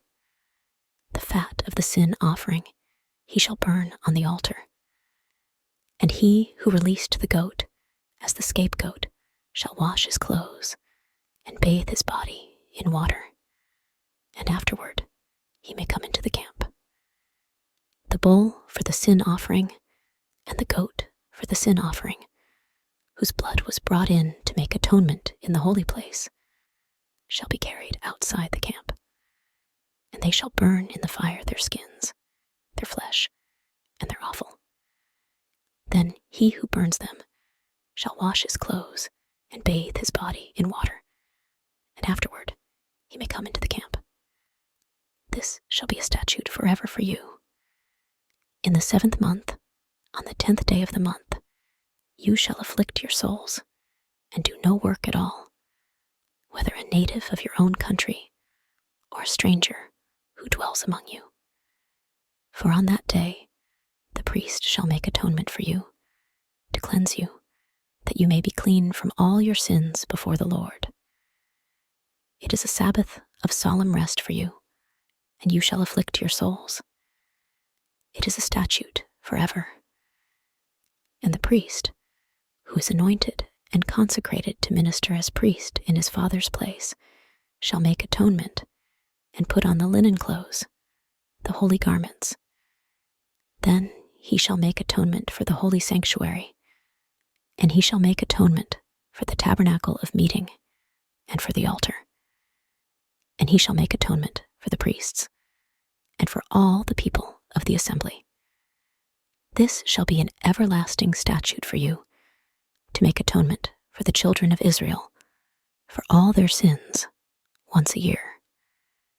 And he did as the Lord commanded Moses. Leviticus, chapter 17. And the Lord spoke to Moses, saying, Speak to Aaron, to his sons, and to all the children of Israel, and say to them, This is the thing which the Lord has commanded, saying, Whatever man of the house of Israel who kills an ox or lamb or goat in the camp, or who kills it outside the camp, and does not bring it to the door of the tabernacle of meeting, to offer an offering to the Lord before the tabernacle of the Lord, blood guilt shall be imputed to that man. He has shed blood. That man shall be cut off from among his people, to the end that the children of Israel may bring their sacrifices which they offer in the open field, that they may bring them to the Lord at the door of the tabernacle of meeting, to the priest, and offer them as peace offerings to the Lord. And the priest shall sprinkle the blood on the altar of the Lord at the door of the tabernacle of meeting, and burn the fat for a sweet aroma to the Lord. They shall no more offer their sacrifices to demons, after whom they have played the harlot. This shall be a statute forever for them throughout their generations. Also, you shall say to them, whatever man of the house of Israel, or of the strangers who dwell among you, who offers a burnt offering or sacrifice, and does not bring it to the door of the tabernacle of meeting, to offer it to the Lord, that man shall be cut off from among his people. And whatever man of the house of Israel, or of the strangers who dwell among you, who eats any blood, I will set my face against that person who eats blood, and will cut him off from among his people. For the life of the flesh is in the blood, and I have given it to you upon the altar to make atonement for your souls. For it is the blood that makes atonement for the soul.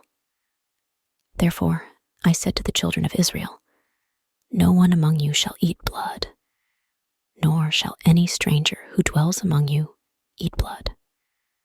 Whatever man of the children of Israel, or of the strangers who dwell among you, who hunts and catches any animal or bird that may be eaten, he shall pour out its blood and cover it with dust. For it is the life of all flesh. Its blood sustains its life. Therefore I said to the children of Israel, you shall not eat the blood of any flesh, for the life of all flesh is its blood. Whoever eats it shall be cut off. And every person who eats what died naturally, or what was torn by beasts, whether he is a native of your own country or a stranger, he shall both wash his clothes and bathe in water, and be unclean until evening. Then he shall be clean. But if he does not wash them or bathe his body, then he shall bear his guilt. Leviticus chapter 18. Then the Lord spoke to Moses, saying, speak to the children of Israel, and say to them, I am the Lord your God. According to the doings of the land of Egypt, where you dwelt, you shall not do, and according to the doings of the land of Canaan, where I am bringing you, you shall not do, nor shall you walk in their ordinances. You shall observe my judgments, and keep my ordinances, to walk in them. I am the Lord your God. You shall therefore keep my statutes and my judgments, which if a man does, he shall live by them. I am the Lord. None of you shall approach anyone who is near of kin to him, to uncover his nakedness. I am the Lord. The nakedness of your father, or the nakedness of your mother, you shall not uncover. She is your mother. You shall not uncover her nakedness. The nakedness of your father's wife, you shall not uncover. It is your father's nakedness. The nakedness of your sister, the daughter of your father, or the daughter of your mother, whether born at home or elsewhere, their nakedness you shall not uncover. The nakedness of your son's daughter, or your daughter's daughter, their nakedness you shall not uncover. For theirs is your own nakedness. The nakedness of your father's wife's daughter, begotten by your father, she is your sister. You shall not uncover her nakedness. You shall not uncover the nakedness of your father's sister. She is near of kin to your father. You shall not uncover the nakedness of your mother's sister, for she is near of kin to your mother. You shall not uncover the nakedness of your father's brother. You shall not approach his wife. She is your aunt.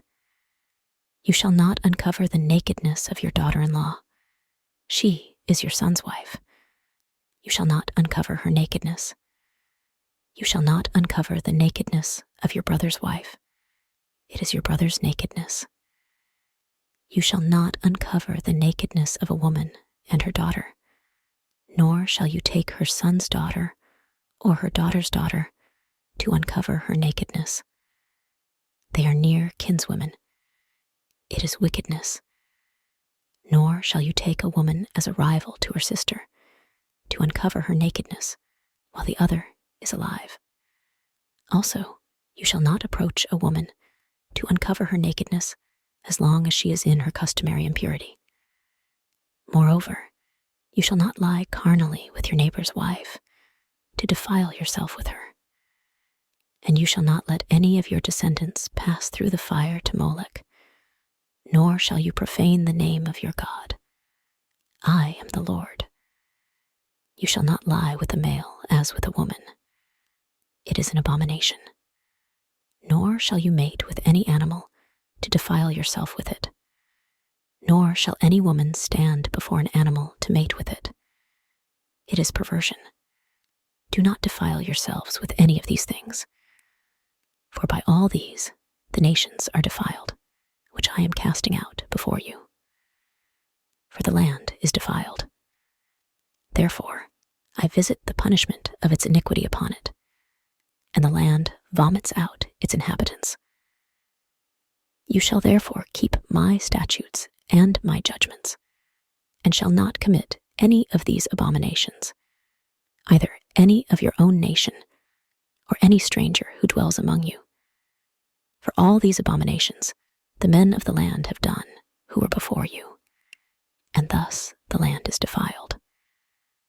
Lest the land vomit you out also when you defile it, as it vomited out the nations that were before you.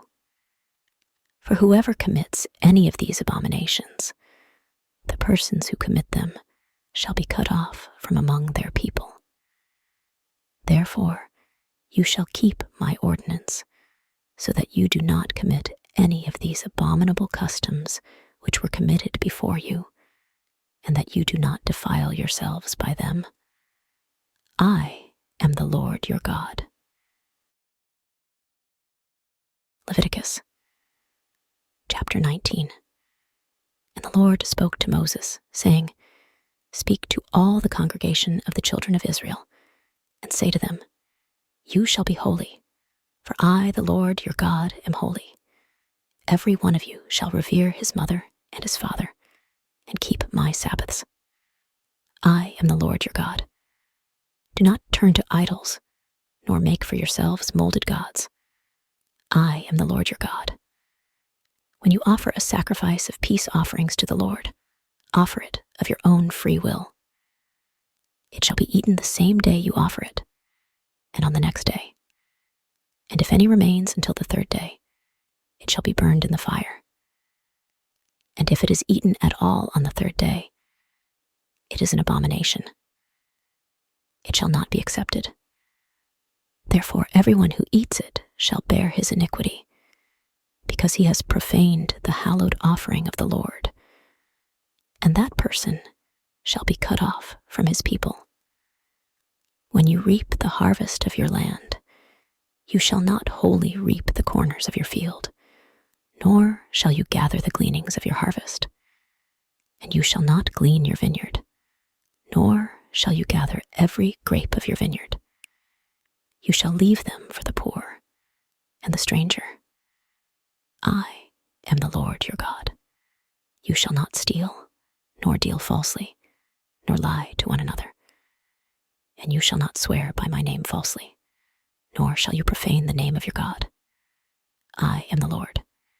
You shall not cheat your neighbor, nor rob him.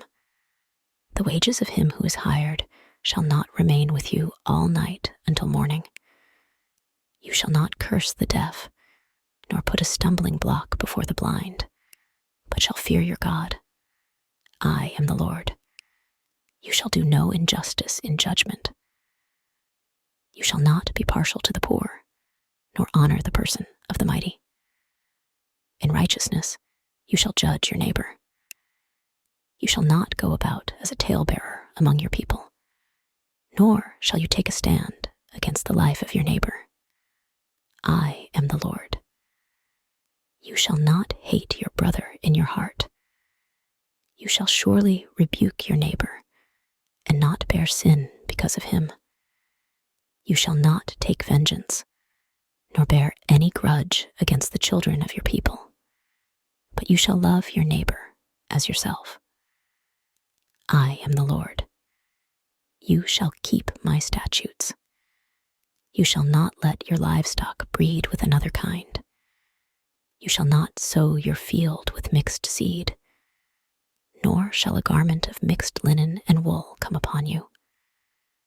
Whoever lies carnally with a woman who is betrothed to a man as a concubine, and who has not at all been redeemed nor given her freedom, for this there shall be scourging, but they shall not be put to death, because she was not free. And he shall bring his trespass offering to the Lord, to the door of the tabernacle of meeting, a ram as a trespass offering. The priest shall make atonement for him with the ram of the trespass offering before the Lord for his sin which he has committed. And the sin which he has committed shall be forgiven him. When you come into the land and have planted all kinds of trees for food, then you shall count their fruit as uncircumcised. 3 years it shall be as uncircumcised to you. It shall not be eaten. But in the 4th year, all its fruit shall be holy, a praise to the Lord. And in the 5th year, you may eat its fruit, that it may yield to you its increase. I am the Lord your God. You shall not eat anything with the blood, nor shall you practice divination or soothsaying. You shall not shave around the sides of your head, nor shall you disfigure the edges of your beard. You shall not make any cuttings in your flesh for the dead, nor tattoo any marks on you. I am the Lord. Do not prostitute your daughter, to cause her to be a harlot, lest the land fall into harlotry, and the land become full of wickedness. You shall keep my Sabbaths and reverence my sanctuary. I am the Lord. Give no regard to mediums and familiar spirits. Do not seek after them, to be defiled by them. I am the Lord your God. You shall rise before the gray-headed and honor the presence of an old man, and fear your God. I am the Lord. And if a stranger dwells with you in your land, you shall not mistreat him. The stranger who dwells among you shall be to you as one born among you, and you shall love him as yourself. For you were strangers in the land of Egypt. I am the Lord your God. You shall do no injustice in judgment, in measurement of length, weight, or volume. You shall have honest scales, honest weights, an honest ephah, and an honest hin.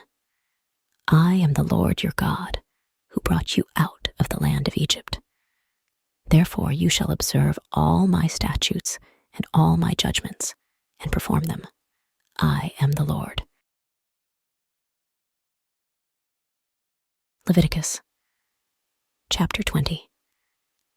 Then the Lord spoke to Moses, saying, Again you shall say to the children of Israel, whoever of the children of Israel, or of the strangers who dwell in Israel, who gives any of his descendants to Molech, he shall surely be put to death. The people of the land shall stone him with stones. I will set my face against that man, and will cut him off from his people, because he has given some of his descendants to Molech, to defile my sanctuary and profane my holy name. And if the people of the land should in any way hide their eyes from the man, when he gives some of his descendants to Molech, and they do not kill him, then I will set my face against that man and against his family, and I will cut him off from his people, and all who prostitute themselves with him to commit harlotry with Moloch. And the person who turns to mediums and familiar spirits to prostitute himself with them, I will set my face against that person and cut him off from his people. Consecrate yourselves, therefore, and be holy, for I am the Lord your God, and you shall keep my statutes and perform them. I am the Lord who sanctifies you. For everyone who curses his father or his mother shall surely be put to death. He has cursed his father or his mother. His blood shall be upon him. The man who commits adultery with another man's wife, he who commits adultery with his neighbor's wife, the adulterer and the adulteress, shall surely be put to death. The man who lies with his father's wife has uncovered his father's nakedness. Both of them shall surely be put to death. Their blood shall be upon them. If a man lies with his daughter-in-law, both of them shall surely be put to death. They have committed perversion. Their blood shall be upon them. If a man lies with a male as he lies with a woman, both of them have committed an abomination. They shall surely be put to death. Their blood shall be upon them. If a man marries a woman and her mother, it is wickedness. They shall be burned with fire, both he and they, that there may be no wickedness among you. If a man mates with an animal, he shall surely be put to death, and you shall kill the animal. If a woman approaches any animal and mates with it, you shall kill the woman and the animal. They shall surely be put to death. Their blood is upon them.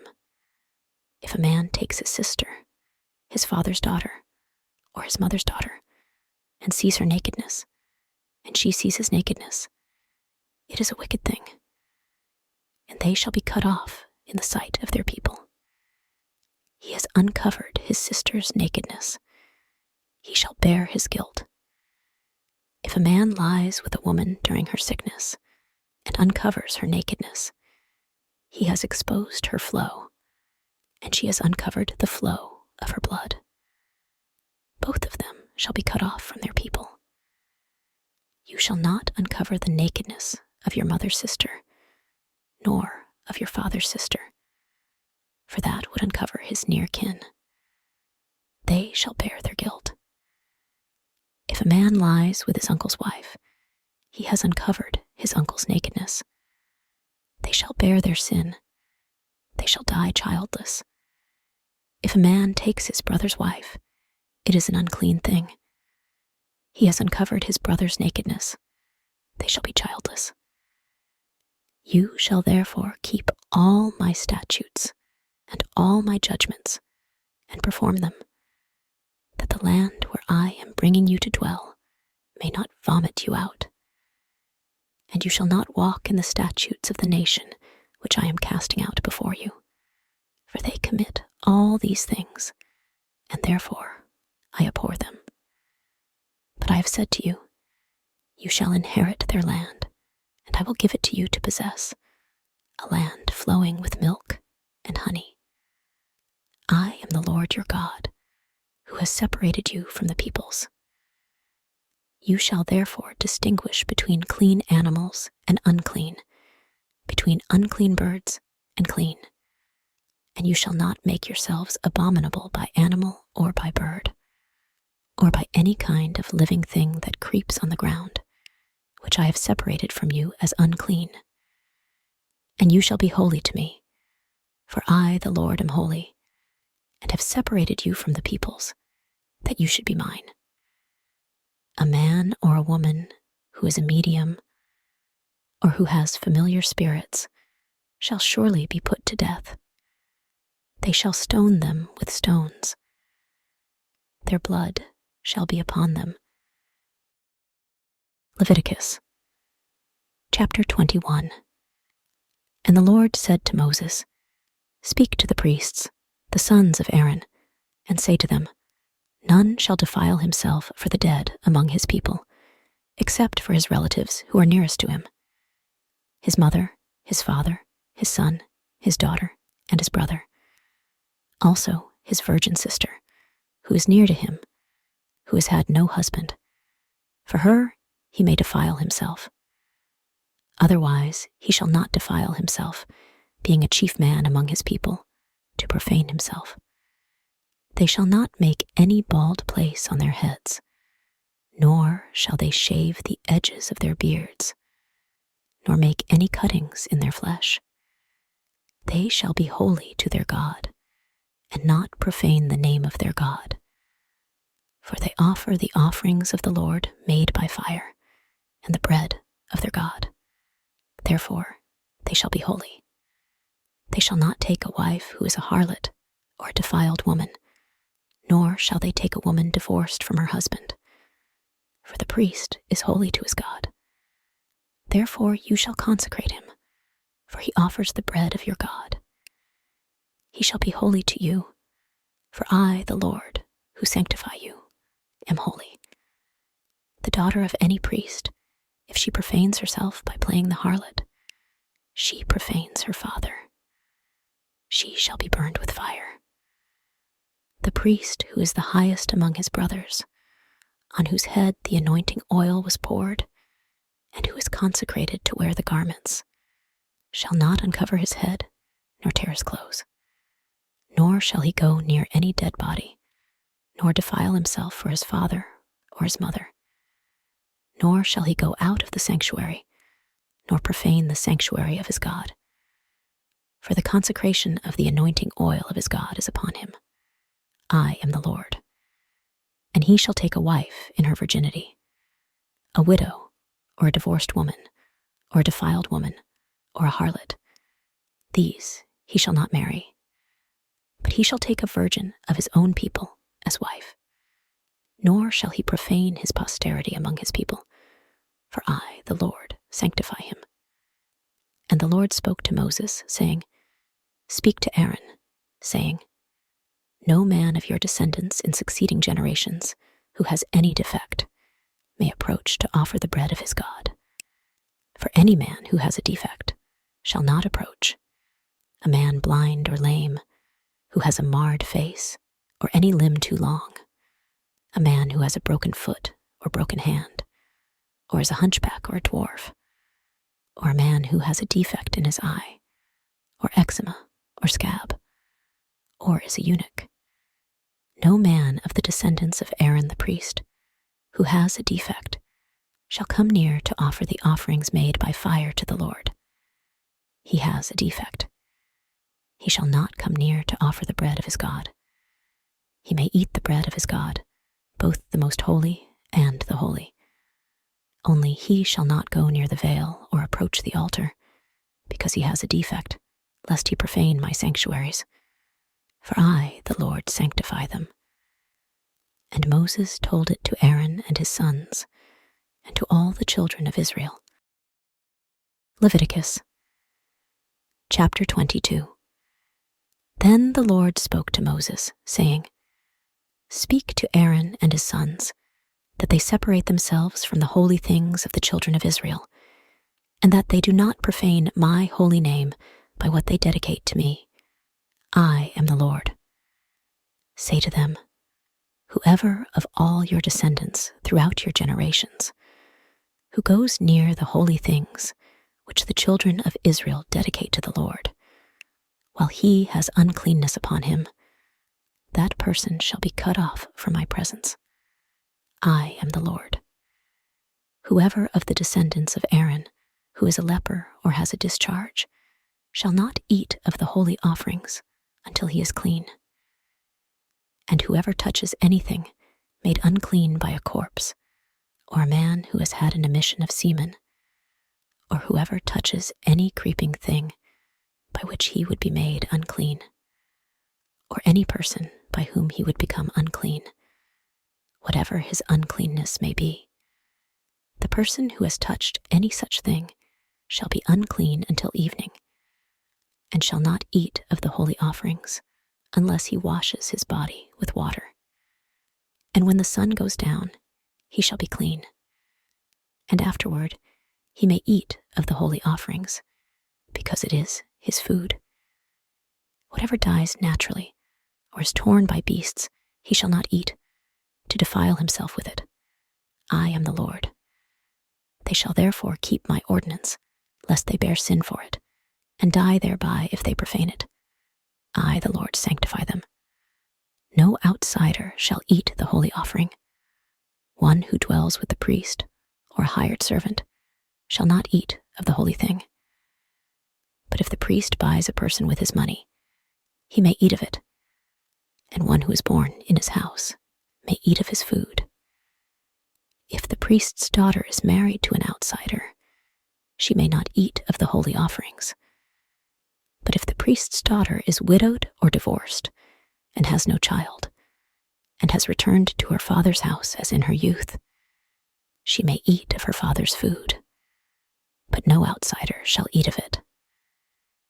And if a man eats the holy offering unintentionally, then he shall restore a holy offering to the priest, and add 1/5 to it. They shall not profane the holy offerings of the children of Israel, which they offer to the Lord, or allow them to bear the guilt of trespass when they eat their holy offerings. For I, the Lord, sanctify them. And the Lord spoke to Moses, saying, Speak to Aaron and to his sons, and to all the children of Israel, and say to them, Whatever man of the house of Israel, or of the strangers in Israel, who offers his sacrifice for any of his vows, or for any of his freewill offerings, which they offer to the Lord as a burnt offering, you shall offer of your own free will a male without blemish, from the cattle, from the sheep, or from the goats. Whatever has a defect, you shall not offer, for it shall not be acceptable on your behalf.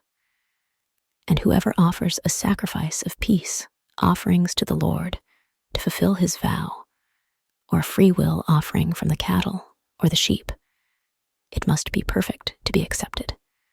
There shall be no defect in it. Those that are blind or broken or maimed, or have an ulcer or eczema or scabs, you shall not offer to the Lord, nor make an offering by fire of them on the altar to the Lord. Either a bull or a lamb that has any limb too long or too short you may offer as a freewill offering, but for a vow it shall not be accepted. You shall not offer to the Lord what is bruised or crushed, or torn or cut, nor shall you make any offering of them in your land, nor from a foreigner's hand shall you offer any of these as the bread of your God, because their corruption is in them, and defects are in them. They shall not be accepted on your behalf.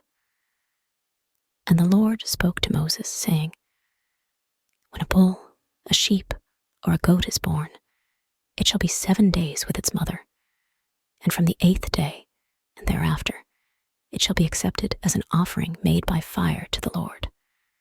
Whether it is a cow or ewe, do not kill both her and her young on the same day. And when you offer a sacrifice of thanksgiving to the Lord, offer it of your own free will. On the same day it shall be eaten. You shall leave none of it until morning. I am the Lord. Therefore you shall keep my commandments and perform them. I am the Lord. You shall not profane my holy name, but I will be hallowed among the children of Israel. I am the Lord who sanctifies you, who brought you out of the land of Egypt to be your God. I am the Lord. Leviticus, chapter 23. And the Lord spoke to Moses, saying, Speak to the children of Israel, and say to them, The feasts of the Lord, which you shall proclaim to be holy convocations, these are my feasts. 6 days shall work be done, but the 7th day is a Sabbath of solemn rest, a holy convocation. You shall do no work on it. It is the Sabbath of the Lord in all your dwellings. These are the feasts of the Lord, holy convocations which you shall proclaim at their appointed times. On the 14th day of the first month at twilight is the Lord's Passover, and on the 15th day of the same month is the feast of unleavened bread to the Lord. 7 days you must eat unleavened bread. On the first day you shall have a holy convocation. You shall do no customary work on it, but you shall offer an offering made by fire to the Lord for 7 days. The 7th day shall be a holy convocation. You shall do no customary work on it. And the Lord spoke to Moses, saying, Speak to the children of Israel, and say to them, When you come into the land which I give to you, and reap its harvest, then you shall bring a sheaf of the first fruits of your harvest to the priest. He shall wave the sheaf before the Lord to be accepted on your behalf. On the day after the Sabbath, the priest shall wave it. And you shall offer on that day, when you wave the sheaf, a male lamb of the first year, without blemish, as a burnt offering to the Lord. Its grain offering shall be 2/10 of an ephah of fine flour mixed with oil, an offering made by fire to the Lord, for a sweet aroma. And its drink offering shall be of wine, 1/4 of a hin. You shall eat neither bread, nor parched grain, nor fresh grain, until the same day that you have brought an offering to your God. It shall be a statute forever throughout your generations, in all your dwellings. And you shall count for yourselves from the day after the Sabbath, from the day that you brought the sheaf of the wave offering. 7 Sabbaths shall be completed. Count 50 days to the day after the 7th Sabbath. Then you shall offer a new grain offering to the Lord. You shall bring from your dwellings 2 wave loaves of 2/10 of an ephah. They shall be of fine flour. They shall be baked with leaven. They are the first fruits to the Lord. And you shall offer with the bread 7 lambs of the first year, without blemish, 1 young bull, and 2 rams. They shall be as a burnt offering to the Lord, with their grain offering and their drink offerings, an offering made by fire for a sweet aroma to the Lord. Then you shall sacrifice 1 kid of the goats as a sin offering, and 2 male lambs of the first year as a sacrifice of a peace offering. The priest shall wave them with the bread of the first fruits as a wave offering before the Lord, with the 2 lambs. They shall be holy to the Lord for the priest. And you shall proclaim on the same day that it is a holy convocation to you. You shall do no customary work on it. It shall be a statute forever in all your dwellings throughout your generations. When you reap the harvest of your land, you shall not wholly reap the corners of your field when you reap, nor shall you gather any gleaning from your harvest. You shall leave them for the poor and for the stranger. I am the Lord your God. Then the Lord spoke to Moses, saying, Speak to the children of Israel, saying, In the 7th month, on the first day of the month, you shall have a Sabbath rest, a memorial of blowing of trumpets, a holy convocation. You shall do no customary work on it, and you shall offer an offering made by fire to the Lord. And the Lord spoke to Moses, saying, Also, the 10th day of this 7th month shall be the day of atonement. It shall be a holy convocation for you. You shall afflict your souls and offer an offering made by fire to the Lord. And you shall do no work on that same day, for it is the day of atonement, to make atonement for you before the Lord your God. For any person who is not afflicted in soul on that same day shall be cut off from his people. And any person who does any work on that same day, that person I will destroy from among his people. You shall do no manner of work. It shall be a statute forever throughout your generations in all your dwellings. It shall be to you a Sabbath of solemn rest, and you shall afflict your souls. On the 9th day of the month at evening, from evening to evening, you shall celebrate your Sabbath. And the Lord spoke to Moses, saying, Speak to the children of Israel, saying, The 15th day of this 7th month shall be the Feast of Tabernacles for 7 days to the Lord. On the first day there shall be a holy convocation. You shall do no customary work on it. For 7 days you shall offer an offering made by fire to the Lord. On the 8th day you shall have a holy convocation, and you shall offer an offering made by fire to the Lord. It is a sacred assembly, and you shall do no customary work on it.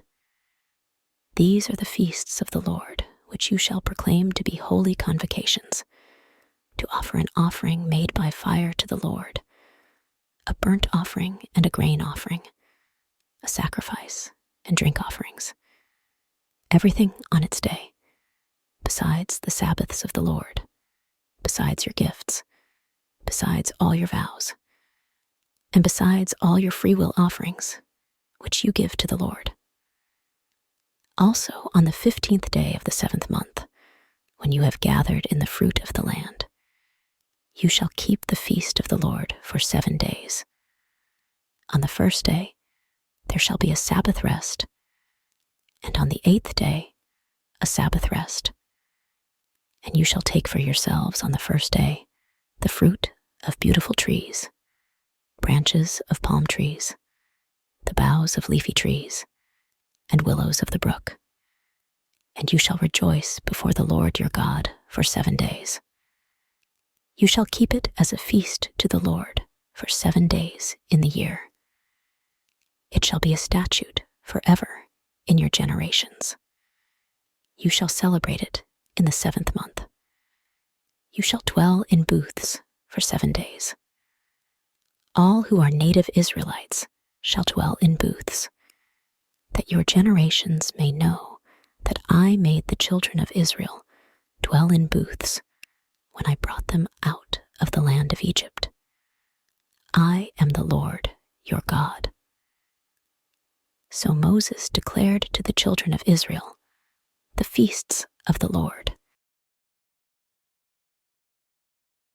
Leviticus chapter 24. Then the Lord spoke to Moses, saying, Command the children of Israel that they bring to you pure oil of pressed olives for the light, to make the lamps burn continually. Outside the veil of the testimony, in the tabernacle of meeting, Aaron shall be in charge of it from evening until morning before the Lord continually. It shall be a statute forever in your generations. He shall be in charge of the lamps on the pure gold lampstand before the Lord continually. And you shall take fine flour and bake 12 cakes with it.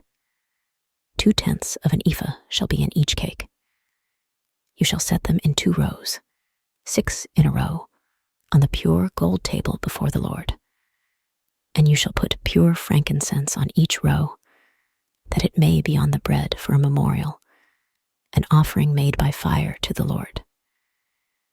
Every Sabbath he shall set it in order before the Lord continually, being taken from the children of Israel by an everlasting covenant. And it shall be for Aaron and his sons, and they shall eat it in a holy place. For it is most holy to him from the offerings of the Lord made by fire, by a perpetual statute. Now the son of an Israelite woman, whose father was an Egyptian, went out among the children of Israel. And this Israelite woman's son and a man of Israel fought each other in the camp. And the Israelite woman's son blasphemed the name of the Lord and cursed. And so they brought him to Moses. His mother's name was Shelemith, the daughter of Dibri, of the tribe of Dan. Then they put him in custody, that the mind of the Lord might be shown to them. And the Lord spoke to Moses, saying, Take outside the camp him who is cursed. Then let all who heard him lay their hands on his head, and let all the congregation stone him. Then you shall speak to the children of Israel, saying, Whoever curses his God shall bear his sin, and whoever blasphemes the name of the Lord shall surely be put to death. All the congregation shall certainly stone him, the stranger as well as him who is born in the land. When he blasphemes the name of the Lord, he shall be put to death. Whoever kills any man shall surely be put to death. Whoever kills an animal shall make it good, animal for animal. If a man causes disfigurement of his neighbor, as he has done, so shall it be done to him. Fracture for fracture, eye for eye, tooth for tooth. As he has caused disfigurement of a man, so shall it be done to him. And whoever kills an animal shall restore it. But whoever kills a man shall be put to death. You shall have the same law for the stranger, and for one from your own country. For I am the Lord your God. Then Moses spoke to the children of Israel, and they took outside the camp him who had cursed, and stoned him with stones. So the children of Israel did as the Lord commanded Moses. Leviticus chapter 25. And the Lord spoke to Moses on Mount Sinai, saying, Speak to the children of Israel, and say to them, When you come into the land which I give you, then the land shall keep a Sabbath to the Lord. 6 years you shall sow your field, and 6 years you shall prune your vineyard and gather its fruit. But in the 7th year there shall be a Sabbath of solemn rest for the land, a Sabbath to the Lord. You shall neither sow your field nor prune your vineyard. What grows of its own accord of your harvest, you shall not reap, nor gather the grapes of your untended vine, for it is a year of rest for the land. And the Sabbath produce of the land shall be food for you,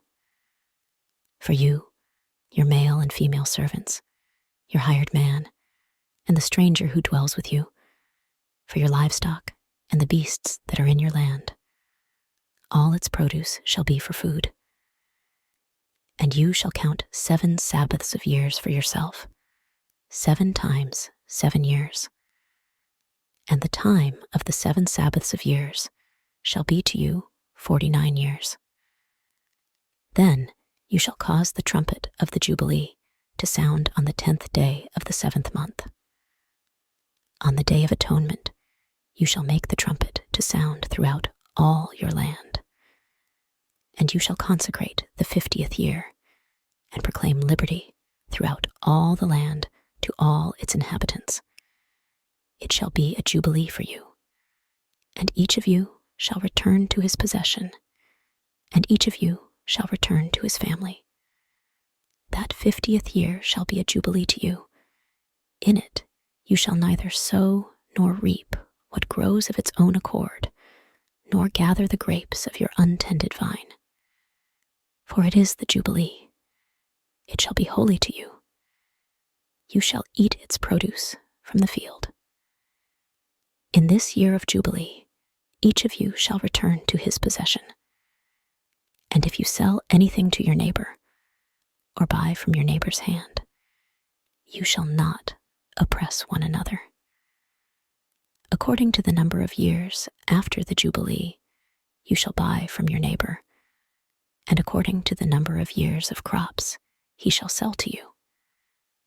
According to the multitude of years, you shall increase its price, and according to the fewer number of years, you shall diminish its price.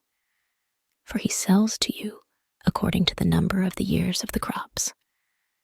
Therefore, you shall not oppress one another, but you shall fear your God, for I am the Lord your God. So You shall observe my statutes and keep my judgments and perform them. And you will dwell in the land in safety. Then the land will yield its fruit, and you will eat your fill and dwell there in safety. And if you say, what shall we eat in the 7th year, since we shall not sow nor gather in our produce? Then I will command my blessing on you in the 6th year, and it will bring forth produce enough for 3 years. And you shall sow in the 8th year, and eat yet of old produce until the 9th year. Until its produce comes in, you shall eat of the old harvest. The land shall not be sold permanently, for the land is mine. For you are strangers and sojourners with me, and in all the land of your possession you shall grant redemption of the land. If one of your brethren becomes poor, and has sold some of his possession, and if his redeeming relative comes to redeem it, then he may redeem what his brother sold. Or if the man has no one to redeem it, but he himself becomes able to redeem it, then let him count the years since its sale, and restore the remainder to the man to whom he sold it, that he may return to his possession. But if he is not able to have it restored to himself, then what was sold shall remain in the hand of him who bought it until the year of Jubilee. And in the Jubilee it shall be released, and he shall return to his possession. If a man sells a dwelling house in a walled city, then he may redeem it within a whole year after it is sold. Within a full year he may redeem it. But if it is not redeemed within the space of a full year, then the house in the walled city shall belong permanently to him who bought it throughout his generations. It shall not be released in the Jubilee. However, the houses of villages, which have no wall around them, shall be counted as the fields of the country. They may be redeemed, and they shall be released in the Jubilee. Nevertheless, the cities of the Levites, and the houses in the cities of their possession, the Levites may redeem at any time. And if a man purchases a house from the Levites, then the house that was sold in the city of his possession shall be released in the Jubilee. For the houses in the cities of the Levites are their possession among the children of Israel. But the field of the common land of their cities may not be sold, for it is their perpetual possession. And if one of your brethren who dwells by you becomes poor and sells himself to you, you shall not compel him to serve as a slave. As a hired servant and a sojourner, he shall be with you and shall serve you until the year of Jubilee, and then he shall depart from you, he and his children with him, and shall return to his own family. He shall return to the possession of his fathers. For they are my servants, whom I brought out of the land of Egypt. They shall not be sold as slaves. You shall not rule over him with rigor, but you shall fear your God. And as for your male and female slaves, whom you may have, from the nations that are around you, from them you may buy male and female slaves. Moreover, you may buy the children of the strangers who dwell among you, and their families who are with you, which they beget in your land. And they shall become your property.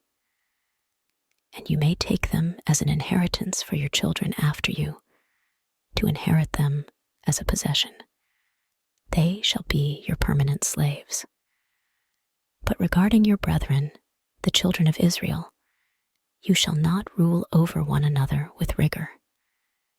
Now, if a sojourner or stranger close to you becomes rich, and one of your brethren who dwells by him becomes poor, and sells himself to the stranger or sojourner close to you, or to a member of the stranger's family, after he is sold, he may be redeemed again.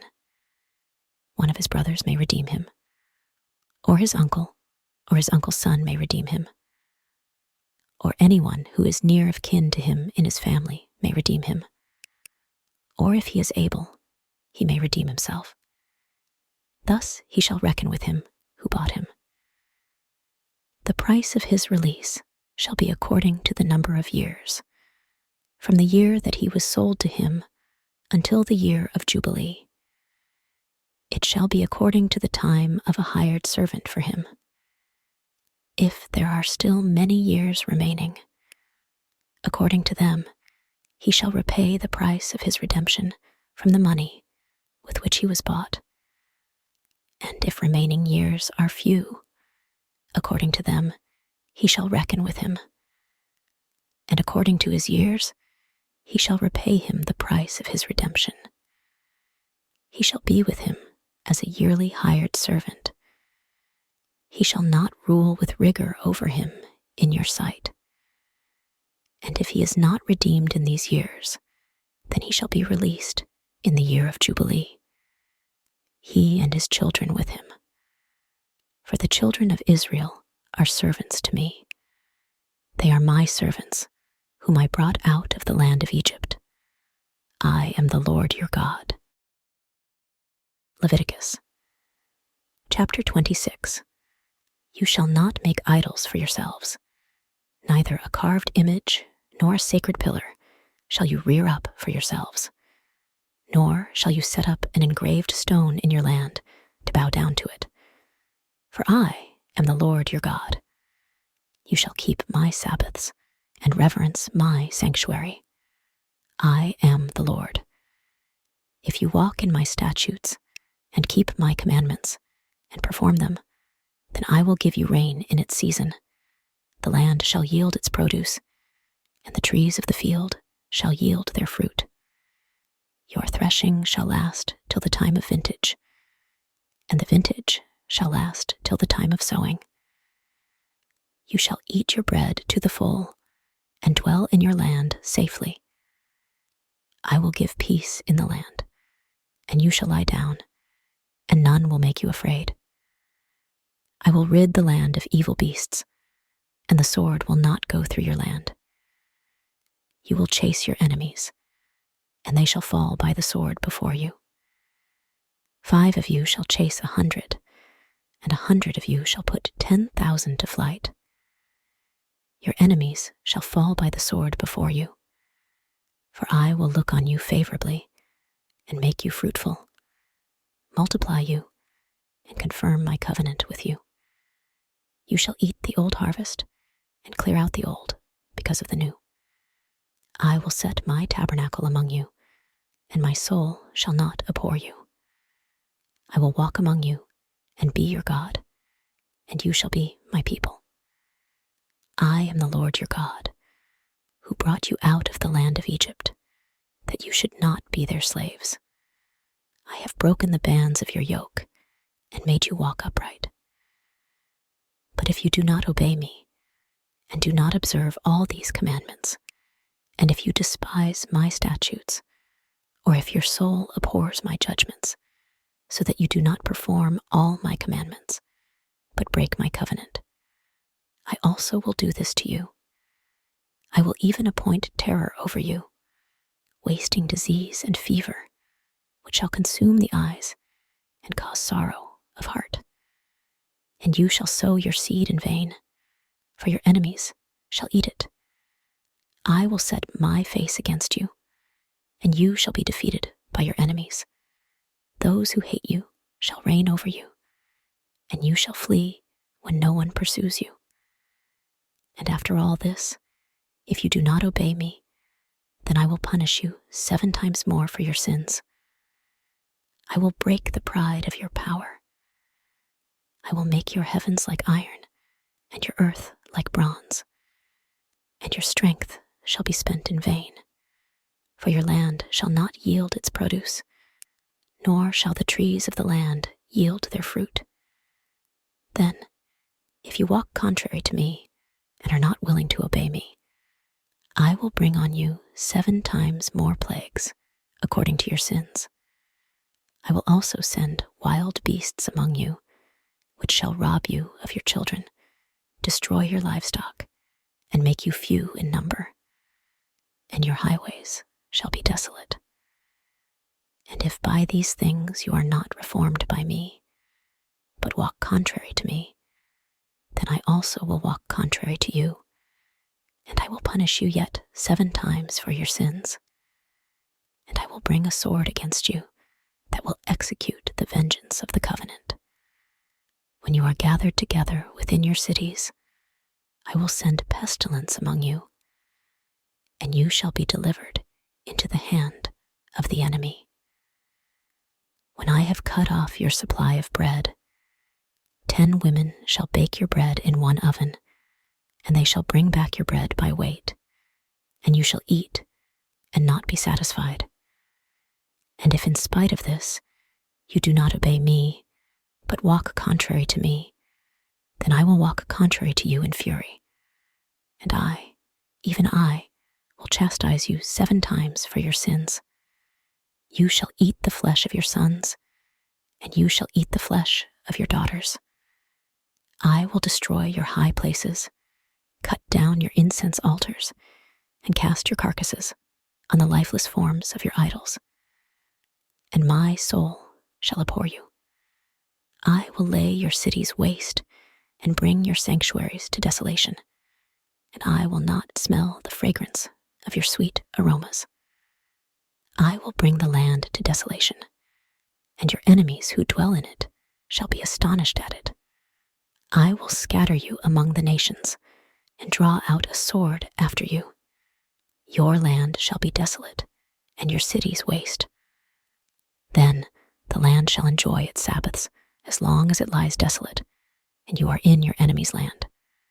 Then the land shall rest and enjoy its Sabbaths.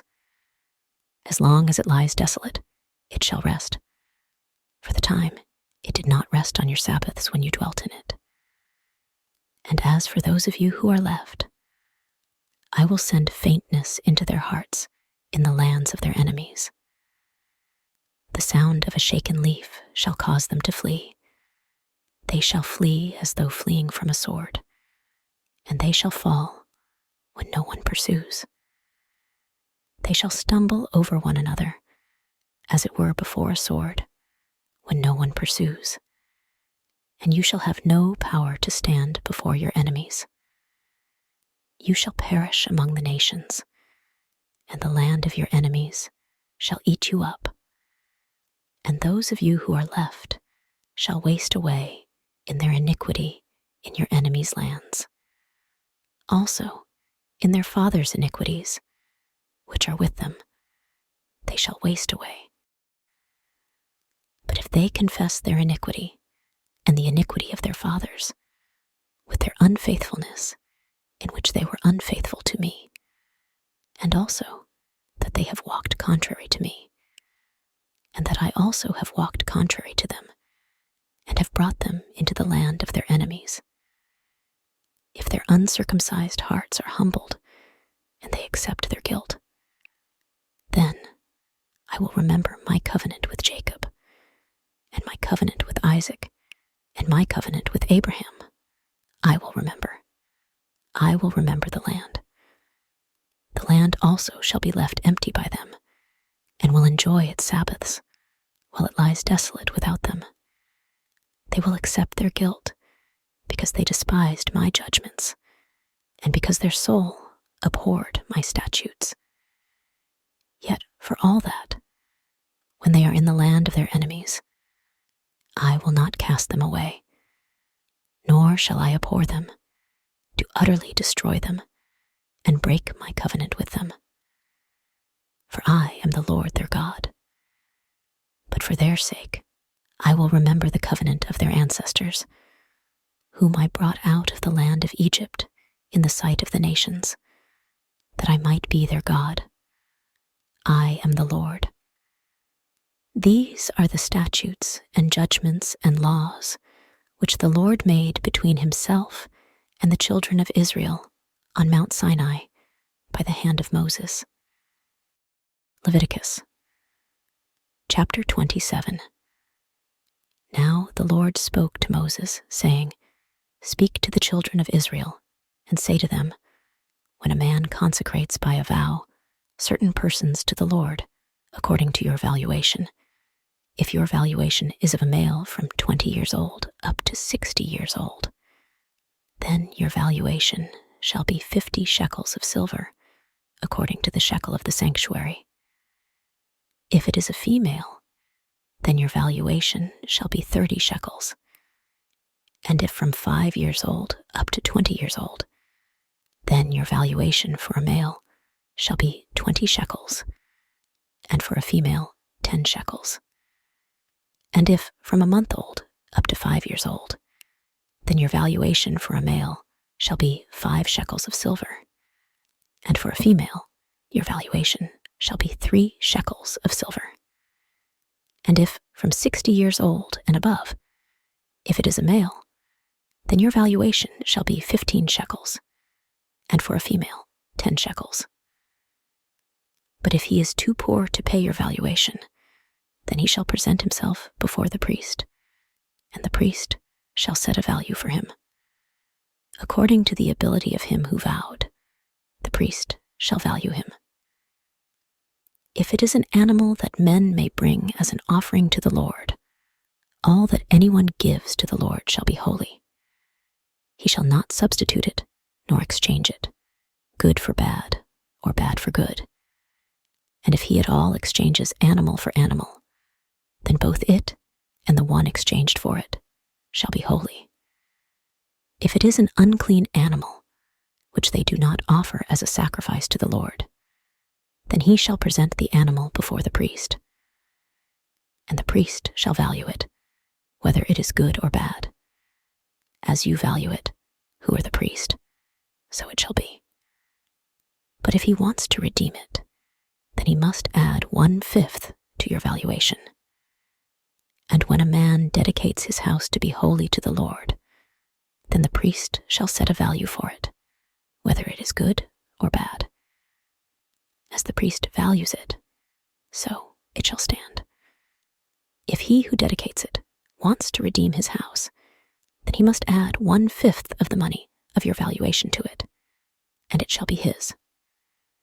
If a man dedicates to the Lord part of a field of his possession, then your valuation shall be according to the seed for it. A homer of barley seed shall be valued at 50 shekels of silver. If he dedicates his field from the year of Jubilee, according to your valuation, it shall stand. But if he dedicates his field after the Jubilee, then the priest shall calculate the price according to the years that remain until the year of Jubilee, and it shall be deducted from your valuation. If he who dedicates the field ever wishes to redeem it, then he must add 1/5 of the money of your valuation to it, and it shall belong to him. But if he does not want to redeem the field, or if he has sold the field to another man, it shall not be redeemed any more. But the field, when it is released in the Jubilee, shall be holy to the Lord as a devoted field. It shall be the possession of the priest. And if a man dedicates to the Lord a field which he has bought, which is not of the fields of his possession, then the priest shall calculate the amount of your valuation up to the year of Jubilee, and the man shall give your valuation on that day as a holy offering to the Lord. In the year of Jubilee, the field shall return to him from whom it was bought, to him to whom the possession of the land belonged. And all your valuations shall be according to the shekel of the sanctuary, 20 gerahs to the shekel. But the firstborn of the animals, which should be the Lord's firstborn, no man shall dedicate. Whether it is an ox or sheep, it is the Lord's. And if it is an unclean animal, then he shall redeem it according to your valuation, and shall add 1/5 to it. Or, if it is not redeemed, then it shall be sold according to your valuation. Nevertheless, No devoted offering that a man may devote to the Lord of all that he has, both man and beast, or the field of his possession, shall be sold or redeemed. Every devoted offering is most holy to the Lord. No person under the ban, who may become doomed to destruction among men, shall be redeemed, but shall surely be put to death. And all the tithe of the land, whether of the seed of the land or of the fruit of the tree, is the Lord's. It is holy to the Lord. If a man wants at all to redeem any of his tithes, he shall add 1/5 to it. And concerning the tithe of the herd, or the flock, of whatever passes under the rod, the 10th one shall be holy to the Lord. He shall not inquire whether it is good or bad, nor shall he exchange it. And if he exchanges it at all, then both it and the one exchanged for it shall be holy. It shall not be redeemed.